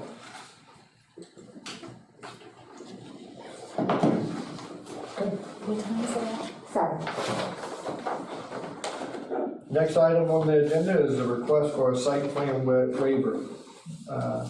This is gonna be a decision by motion. You wanna go over this one, Melissa? Sure. It's a little in depth. It is a little in depth. So, a lot of you are probably familiar with Dainty Chic Roadside Stand. They are the travel trailer that it rents run by Emily Shantz, owned by Emily Shantz. She decorates up the trailer. She's often at the flea market. Hang on a second, Melissa. Skipped over 13. I'm just doing unfinished business. What are you talking about? Oh, you did put, 13B, 13 is- changing council number of council members, we had. That's 13B. 13B. 13 is community garden. Oh, I'm sorry. I don't have that in mind. Community garden is not in here, and I apologize, it was an after the fact ad, I apologize, you're correct. Yeah, I have it on mine. Was it an I email? emailed it separately, I apologize. All right, well, we're already in the process of the site plan, let's go with the site Okay. plan. So an application was made to conduct the Dainty Chic business out of the trailer on the property, the vacant lot, just next to the old Napa building. I did some research, I spoke to Caroline County, I looked at our zoning ordinance. The business itself is allowed, it's a retail business, it's B1. She will be conducting it partially out of the travel trailer that she decorates, but also doing it outside, putting displays outside, kind of an open air market. The definition within, our zoning ordinance for building, so B1 is over there, she's allowed to conduct the business out of the building. The definition says that it must be a structure that is enclosed, with roof and walls. It doesn't say anything about the foundation. So It meets the requirement. I believe it meets the requirements. What the requirement that is going to be difficult to meet is the site plan requirements. The site plan requirements are very lengthy, and most of them don't even apply to what she needs. It has something to do with erosion and sediment control, all these things that she's not going to be dealing with. So council can waive the requirement to do site plans. She has submitted to us where the camper is going to be, the size in relation to the street, in relation to parking. And she's also been in contact with the county, who has told her she does not need to get an OP and the trailer does not need to be inspected because it doesn't meet Virginia State Building Code requirements to be inspected. Well, if it doesn't meet building codes, how can it be a building? It doesn't meet the requirements for inspection.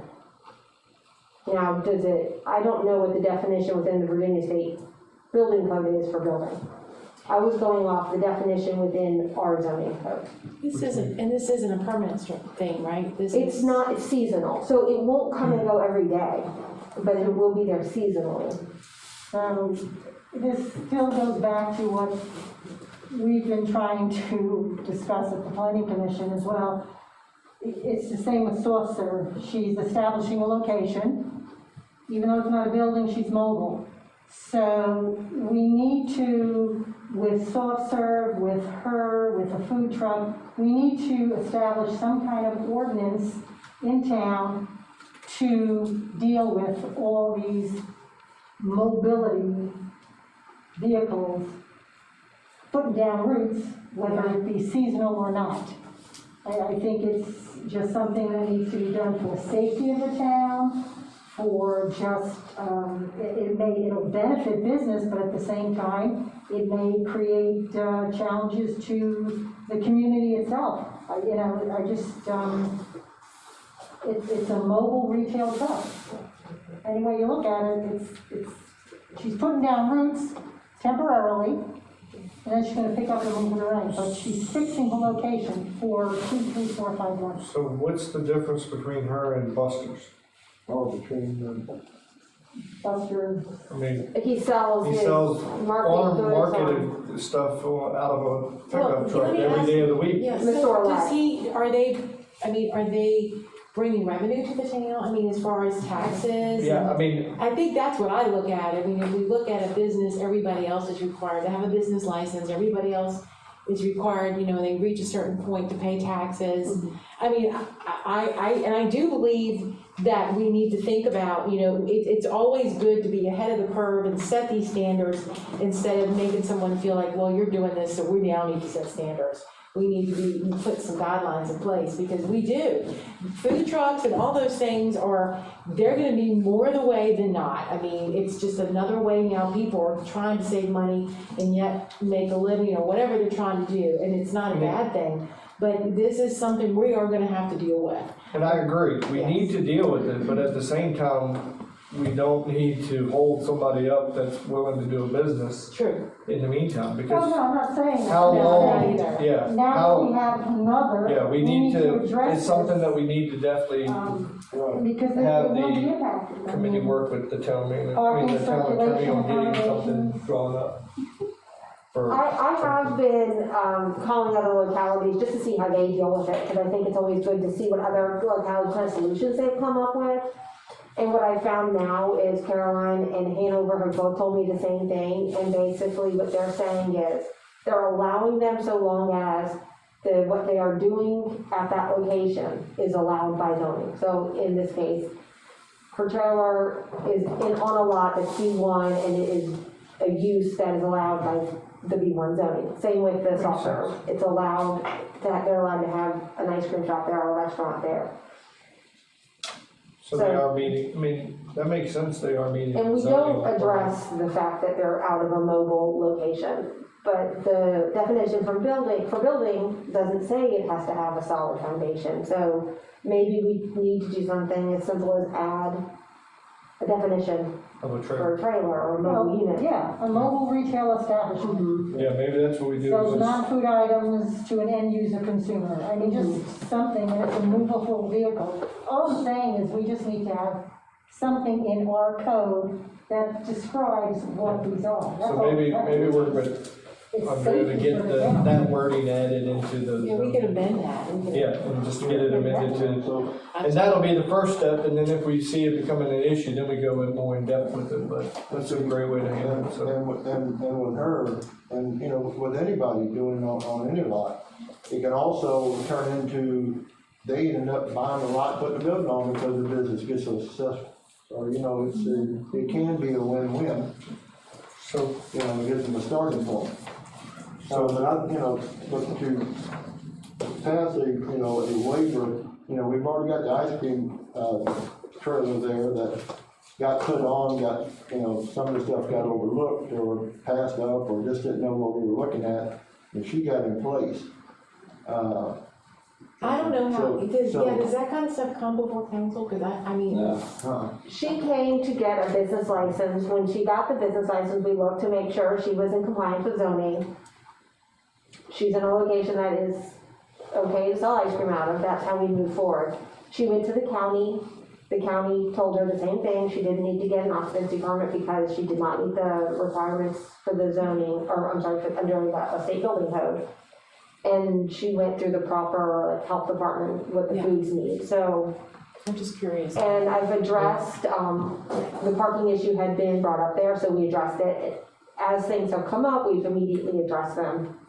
Well, I brought that up because, again, once you establish a location, which she did, now she's required to have parking spots. Now she's required for this. So she can't have the parking there because we saw what has happened. So- Right, so we Yeah, addressed that's it. why I'm just saying we need to address this sooner than later, because now they all seem to be popping up, and we're gonna have people screaming all over, you let them do it, but you didn't let me.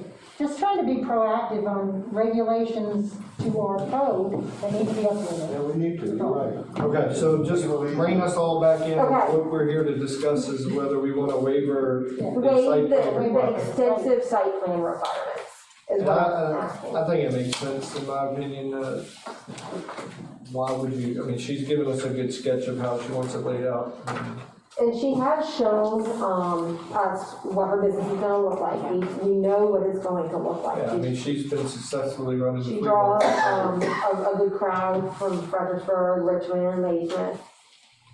I think it would be a shame to just say no until we get that specific. No, I agree, I think. But we definitely need to. How about her parking? Where's the parking? So, the parking, according to the zoning ordinance, she needs one parking place. It's 1 per 200 square feet of floor space, so she would need one parking place, and it have to be within 600 feet of her location. She could utilize the public parking to Chase Street lot.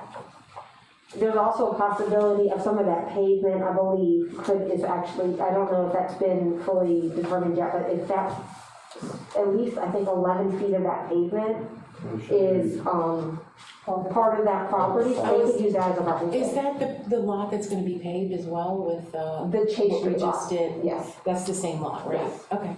So And is truly, she town hall lot is anticipating within foot 6 traffic, a lot of foot traffic, or She will get it, believe vehicular me. traffic? Yes, she gets good foot traffic. She's foot I traffic. think this just, I mean, it speaks of her business with another business owner in kind of the same realm, speaking Is that what she highly of does, it, Deborah, too. what does she do? Yeah, she does retail, she does great stuff. Yeah, Retail. she's great behind. She's the What one kind that of puts retail? the farmer's market, All kinds of the stuff. flea market on. Yeah. Boutique gift shop. Just ask, Yes. ask your wife, she's probably been there. I was like gonna say, mine. she's probably doing that. I will point out too, with the parking, all of those businesses along Main Street, none of them have really their own parking lot. If you go to, the Painted Horse, the parking lot that is behind there is not part of that building. Yeah. Like, it's owned by different business owners, so, and I don't think that's been an issue. That's That hasn't been that's an a issue. fight I've always fought with Mr. Mansters. I mean, on-street parking should be considered for parking for business. It's parking, yeah. But that's, We say 600 feet, so, or if there's anyone that says 600 feet, for her location, that could be town hall parking lot, or that could be the Chase Street parking lot, and there's Yeah. plenty of parking. If you go to Fredericksburg, or you go to Richmond, and you find a parking place within 600 feet of where you're going, you're very excited. yeah, I was in DC last night and had that issue. Right, so, Yeah, again, I'm not opposed to this, I'm all for it, I've been to our shop many times. So, So let's I look just at wanna adding make that sure mobile our park code- the into the. definition for the mobile unit. Okay. Okay, so is there a motion to waive the site plan requirements for zoning improvement 2020-024? Yes. Okay, we have a motion by Deborah, is there a second? A second. Second by Tammy, any further discussion? Aren't you all owners of the property? She's not, I was abstaining. Okay. All in favor, raise your right hand. All opposed, and one abstention, due to the conflict of interest with the ownership of the property. It's owned by a LLC, which I'm the sole proprietor of. Okay. All righty. Well, Miss Emily, if you're listening in there, good luck.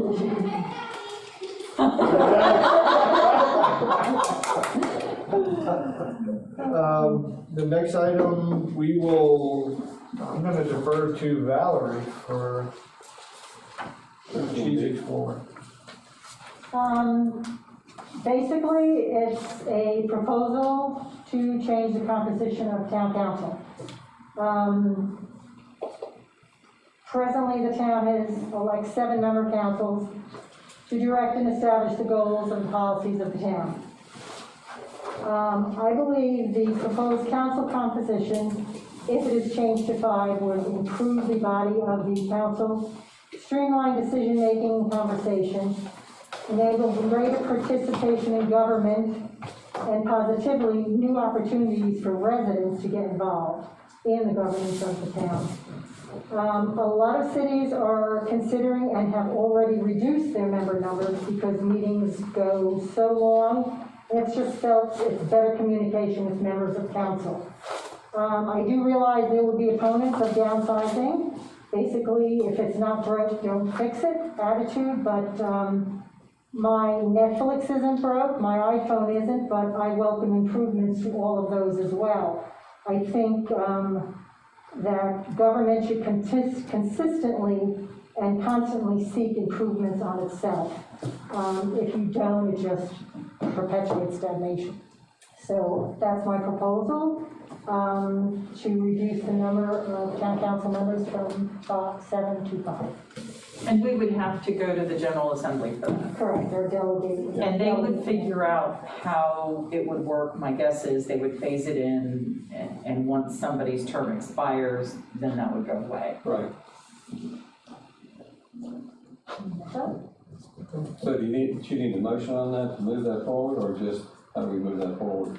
Yeah, a motion would be great. Okay. I'll make a motion that we move that forward in Valerie's proposal. Is there a second? I'll second it. Any further discussion? We're gonna do a roll call, just to make sure. Glenn? Yes. Otis? Deborah? Yes. Tammy? Yes. Gina? Yes. Valerie? Mark? Yes. Motion passes. Now we'll go to the community garden that's been forgotten I got one twice. feet on it. I know, I got community garden because that was on the agenda, and then we're gonna go to VDOT after that. That's fine, not a problem. But don't forget the garden again. I Sorry. don't know what's I forgot the garden too. At last meeting, Sam Fry from Community Heart and Soul came and proposed, the community garden that is, next to the water tower lot and behind the park, playground. I believe, we need some action from council to let them know if they can use that land. So,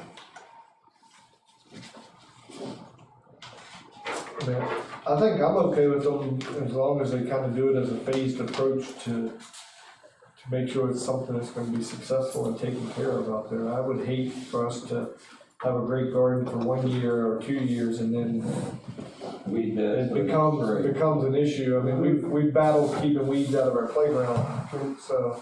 Can we discuss it now, or do we gotta have a motion? This is just, Oh, discussion, it's a discussion by motion. Technically- Decision by motion. okay, is there a motion to allow the community Heart and Soul to use the property at the playground for community garden? That's right, your question? I guess that's what they're telling me is I have to have that before I can have discussion. I think we ought to put it on hold till we find out more in depth. Because here's my issue about it, and I talked to Sam about it. Community Heart and Soul was brought in here to do the story gathering, you know, and get this analysis, get the sheet out here, this report that businesses, nonprofits, town, county can use. And it's not like a 2-year project. They kind of got off into an idea that they want to do something, and which is fine. But then you got to worry about when they're gone, who's going to maintain it? Who's going to, you know, is going to fall back on the town to have to take care of it? Is the BGBA group going to, you know, step in and take care of it? So we talked about if they want to do things, that the nonprofit group needs to be involved with it, so that there is a method of maintaining things after they're dead, after they're gone. So here's my question, so we save some time on discussion here is, are you recommending that the BGVA meet with the Community Heart and Soul and come back with a more in-depth plan for now in the future of the garden before we approve the use of the garden? Yes, I hate to see it. And I do have one question for them when you go, is how are they gonna water this garden? Because if they can't bring water to it, they don't even need to think about it. Right, there's a lot of things that needs to be discussed, and I don't think that I mean, they I'm a thought gardener, thoroughly so- all the way through. And I'm all for it, but I am too. but it's got, but we gotta Okay, it'd be answer those great. questions. But who's gonna maintain all this and take care of it? It's gonna be a lot of work up front to put it in, too. Yes. You know, where's the money gonna come from? You know, so, yeah, go ahead, Valerie. I was gonna say, in regards to water, I was there 2 weeks ago in the rain. Trust me, there's enough water on that property. Which may be an issue for your garden. Yeah, Yeah, can we just put that off? So, okay, so we'll move the community garden, we will have Mark from the BGVA approach them and advise them that y'all need to come up with a better plan before we'll entertain using the property. And we'll move as quickly as they move to get back with the plan. Okay. All righty. Next item is, we would like to speak, Glenn would like to add a note about VDOT, and I believe we may have to, I don't know any details, but I think we'll need to follow up with VDOT on some. So I've gotten several complaints from the neighborhood I live in, from Gill Street and Lafayette Street, that the pavement is cracking, it's breaking up, and when you drive down, it feels like a washboard. It's absolutely So disturbing. everywhere that they did this way, and I noticed that myself running on Lafayette and Gill and in your subdivision. Sure, so the question is, you know, we've got this paving done 6 months ago, hadn't even gone for a winter yet, who knows what that's gonna be. So what are they gonna do to get this squared away and make sure it's a quality type of Let's project? schedule a meeting here with Lynn and. Lynn is no longer with, Oh, That's moved on. never mind. It's a project manager. we have a new gentleman who I'll reach out to. I'm sorry? We have a new gentleman, I can't recall his name. Because there's some other requirements on Lafayette that they promised me that they were gonna bridge the gap between driveways and the edge of the road, and they've never done that, so. Yeah, and going down Lafayette, there's a lot of holes already right there entering in, the gravel's coming up underneath of it. It's just a very poor job. If you don't mind texting me any major spots you see, and I'll take them around to it also. I know that we also have a spot on Chase Street near the Napa building. Yeah, that's cracked, that's dipping down there. So It's let's get a meeting, we'll get them out here, we'll go see it and put their eyes on it. That's probably, health center down there, it's like a wash. Where is that? Andrews, I think it is. Anderson? Anderson, it's like a Near the washboard. nursing home. It's real bumpy all the way down. Yeah, it doesn't make any sense. It doesn't. Cause I have a few on the list, I noticed it just the other day, they didn't come back and fulfill Maybe this. it's traffic calming. The traffic calming plan is over. Yeah. So is Lynn no longer with VDOT? That's my understanding, yes. Okay. We saw it. Next item is just an informational item on the invitation of public comment on the proposed future use map. It's just a flyer here, It's on the back side of your agenda, if you're looking at it. September 21st, 2020, 6 PM here. Please wear your mask. So the intention is just to solicit public comment. We haven't gotten a lot of feedback at all, so we're trying to get that feedback so people aren't shocked when there's this change and they say they haven't heard anything. These got mailed directly to every household within town limits, using their mailing address from their utility bills. Alrighty.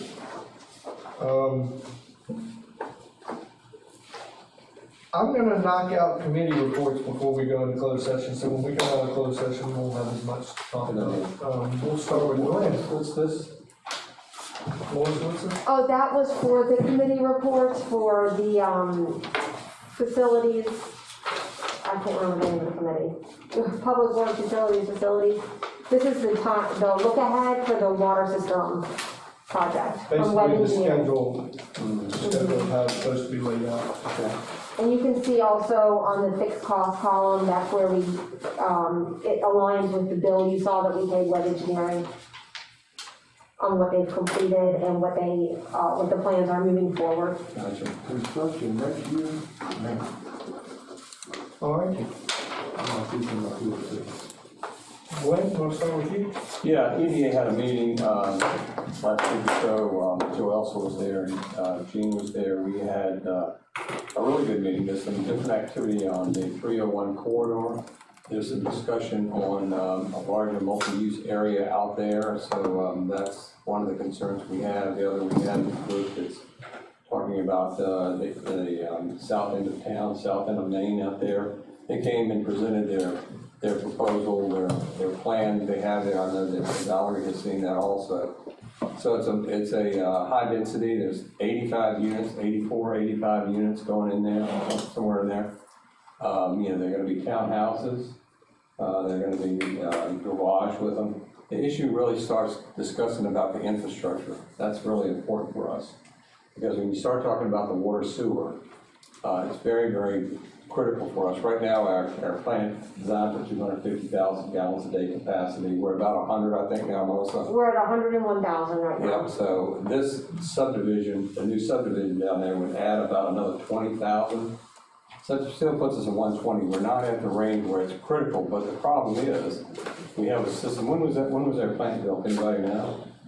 Well before Yeah, I don't know. Yeah. I don't think it was the 60s. I don't know if it might have been late 80s. Yeah, so the issue becomes, it was designed for 250. When it was 5 years old, it would probably do 250. It's now 40 years old. It's not gonna do 250. So the issue for us is what's gonna take the infrastructure to get it up. The documentation that we talked about earlier on evaluating is very important.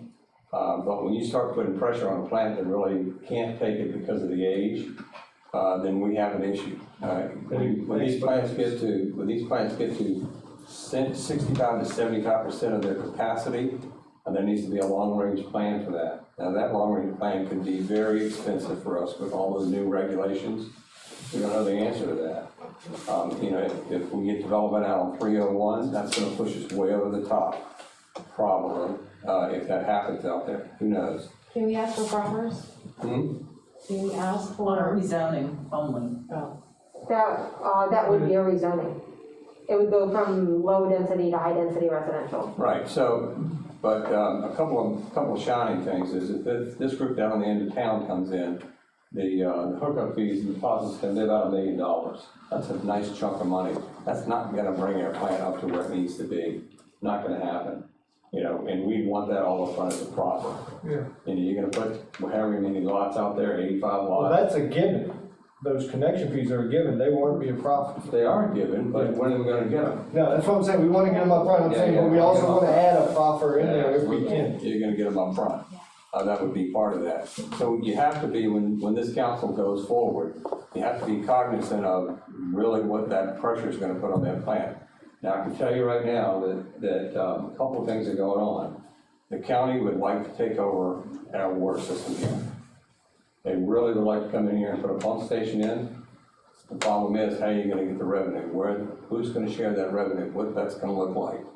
You know, what does that mean to the town? There's things that you guys are gonna be talking about next year. So put on your thinking cap about really what that means and what the impact is. I know that the county took over Fort Royal's water. You know, they would like to have that right now. The contract that we had with the Mark that was done before any of us sat on the council was probably the worst contract we've ever seen. We've all talked about that. We've tried everything to get out of it. Don't know how that's gonna affect that and what that's gonna be, but going forward, you guys gotta think about that long-term for that plant down there, because that's the heart of Bowling Green right now. If that dies, we're in trouble. So, Well, so you got the 200 units that you put in out there, you know, what's the use? So they're allowed to have 150 units, it's the calculation is 300 gallons per day per unit. Out there? So Yeah, 45,000 gallons per Yeah, day, and that would meet their, the contract, the agreement we had. There is a provision that they could go up to 203 units, which would bring them to 61,000 gallons. that would push us way up to the limit. That, right, I did the calculations, that would leave us 88,000 gallons a day before any other Yeah, development. that pushes us to the limit. With these guys down there, that down there, you know, you've gotta now be thinking about the future. What does that look like? Does it make sense to invest 5 million? I don't know what it's gonna take to do the plant, maybe 8 million? Because DEQ regulations, who knows what that's gonna look like?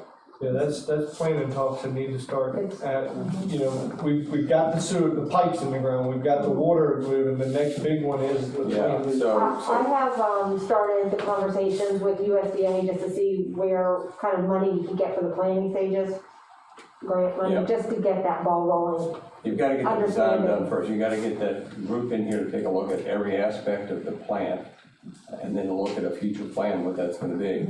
You But know, are there, They will There not money with there? the PER that we already Yeah. had. not with the one we have, but there are others we could We explore. could, yes. Yeah. Okay. We sure So could, and that's where you need to be thinking working. about that right now to start that process.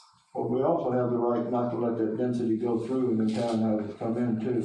You know, Yeah. 'cause we I'm not have gonna do businesses, you know, we have business section on 301 that, don't forget, water and sewer went in. We paid for that, we're still paying for that on the loan.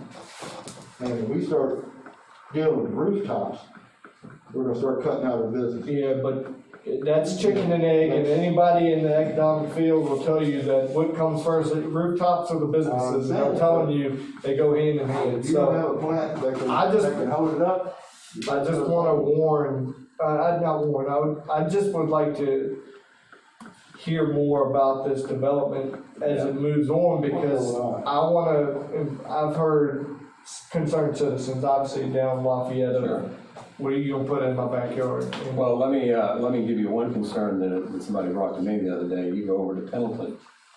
Pendleton built some nice houses, way too close together, didn't make sense. And then they put a section in there of townhouses, drove the values of everything down. Even though, you know, these are $250,000 plus 14 to 1,800 square feet.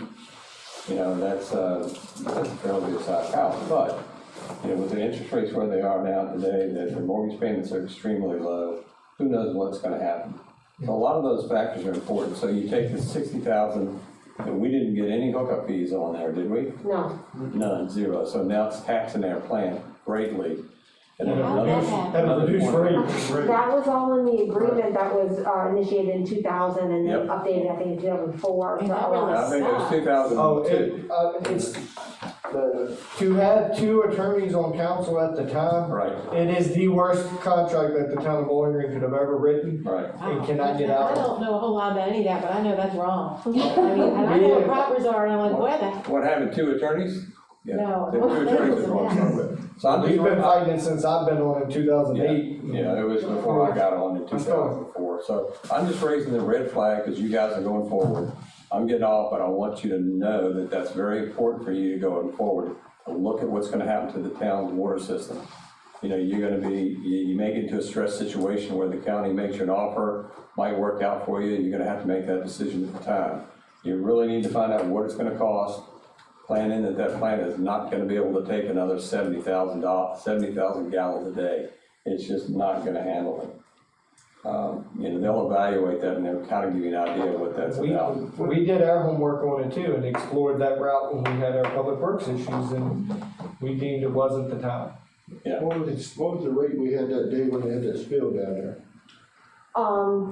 how much was coming in, is that what you're asking? Yeah, because that's why you had the spill, right? It was You had coming the flux. in at that time, I think it was like 1,000 gallons per minute was the infiltration. And see, Caroline's gotta increase their pipe size for that housing out there. So when they increase that, that's gonna increase the volume, you know, allow more volume to come in. So that's why we're upgrading some equipment that is there, though, to at least of what we can within that. Right, it'll help You already with the settlement, and because what happened was it came in so fast it couldn't settle, and all of the Right. everything spilled Creeks over, ran ran down into the water, Okay. the creek down there, which is our watershed where we normally release the Good. treated clean water. Yeah. Just want to raise the red flag, guys, that's all. Just let Do you your know. homework, do your homework. Well, so if they increase the numbers that they build now, that's already a done deal, all of that is that my understanding? So, I got the information from the Caroline County Planning Department.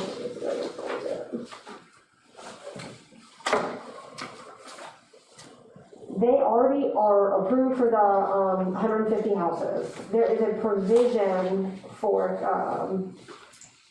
there's a provision, well, let's see what she says, 203.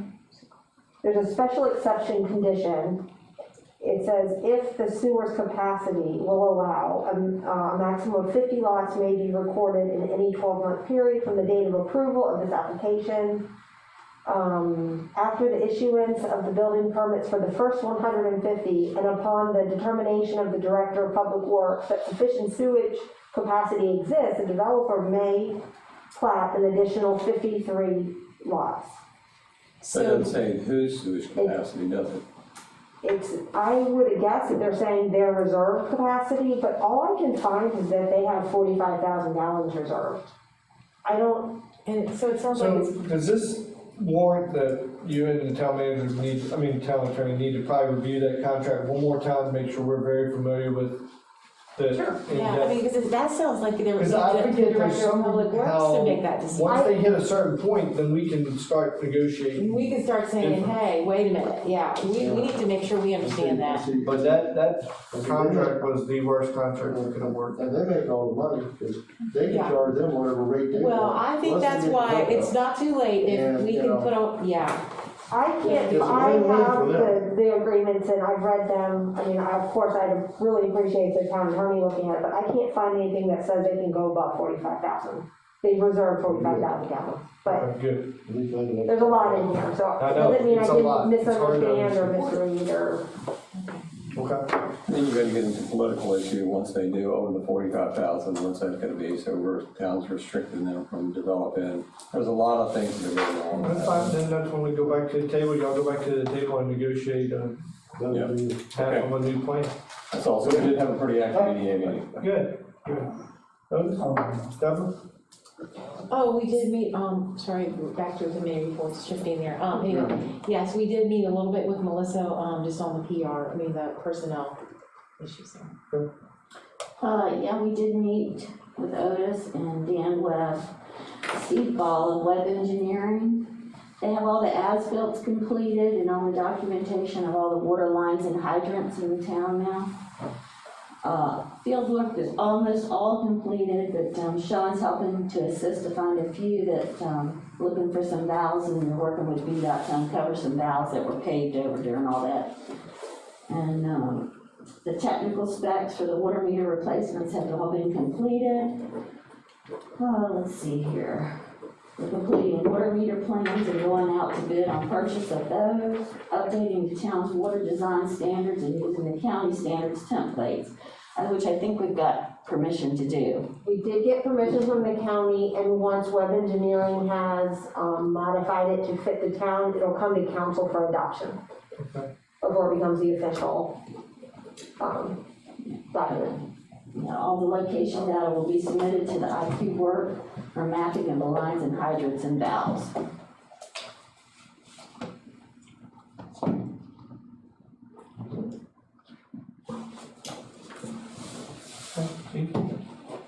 I was at the same meeting with Glenn, pretty much. I thought it was very good.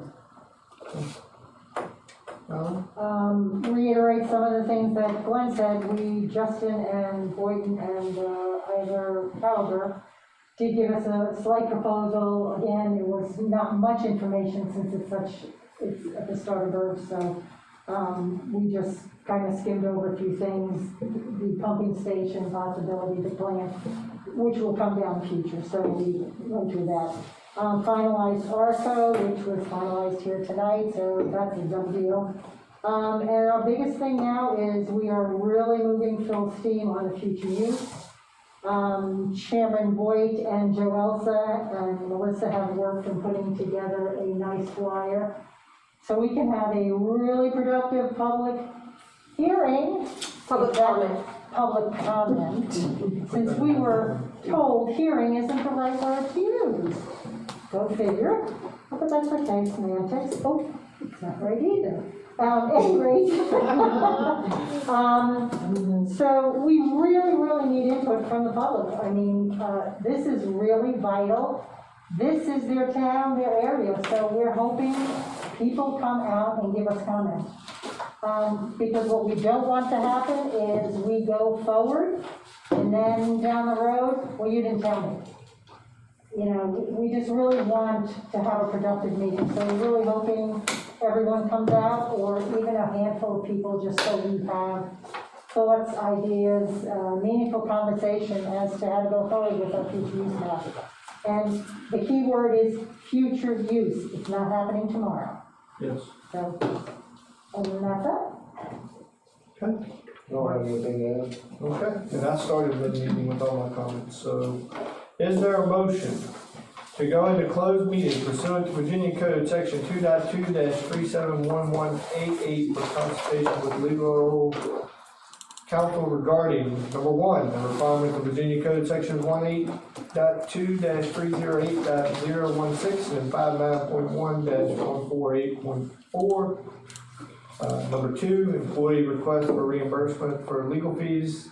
And number three, legal requirements relating to promotions. And pursuant to Virginia Code Section 2.2-3711A1 for the discussion of the hours and compensation of the interim town manager. It's written right here if anybody wants to see. We have a motion by Mark. Is there a second? Second by Deborah. Any further discussion? We'll go into closed session in 5 minutes. Okay. Is there a motion to reconvene in open session and certify that only those matters as were identified in the motion to go into closed meeting were heard, discussed, or considered? I'll make that motion. I'll second it. And if each of you would individually so certify. I so certify. I certify. I certify. I certify. I certify. I'll certify. I certify. And I certify. Okay. Is there a motion? I'd like to make a motion, Mayor, that we raise the salary of the interim town manager effective August 6th and carry through until she's no longer needed as town manager or we appoint another town manager at the minimum starting salary range of the town manager, 78,153. Okay, is there a second? I second that. So would you just clarify the motion, Mayor? The motion is that we retroactively increase the interim town manager's salary beginning August sixth, 2020, to the rate of the annual rate of 78,153 through the duration of her duties as interim town manager. The motion is. Just double checking. Okay, do we have a second? Any further discussion? All in favor, raise your right hand. Motion passes. Is there any further good of the order? Is there a motion to adjourn? Motion to adjourn. Is there a second? I We second. have a second. Is there, all in favor, raise your right hand. 3 more.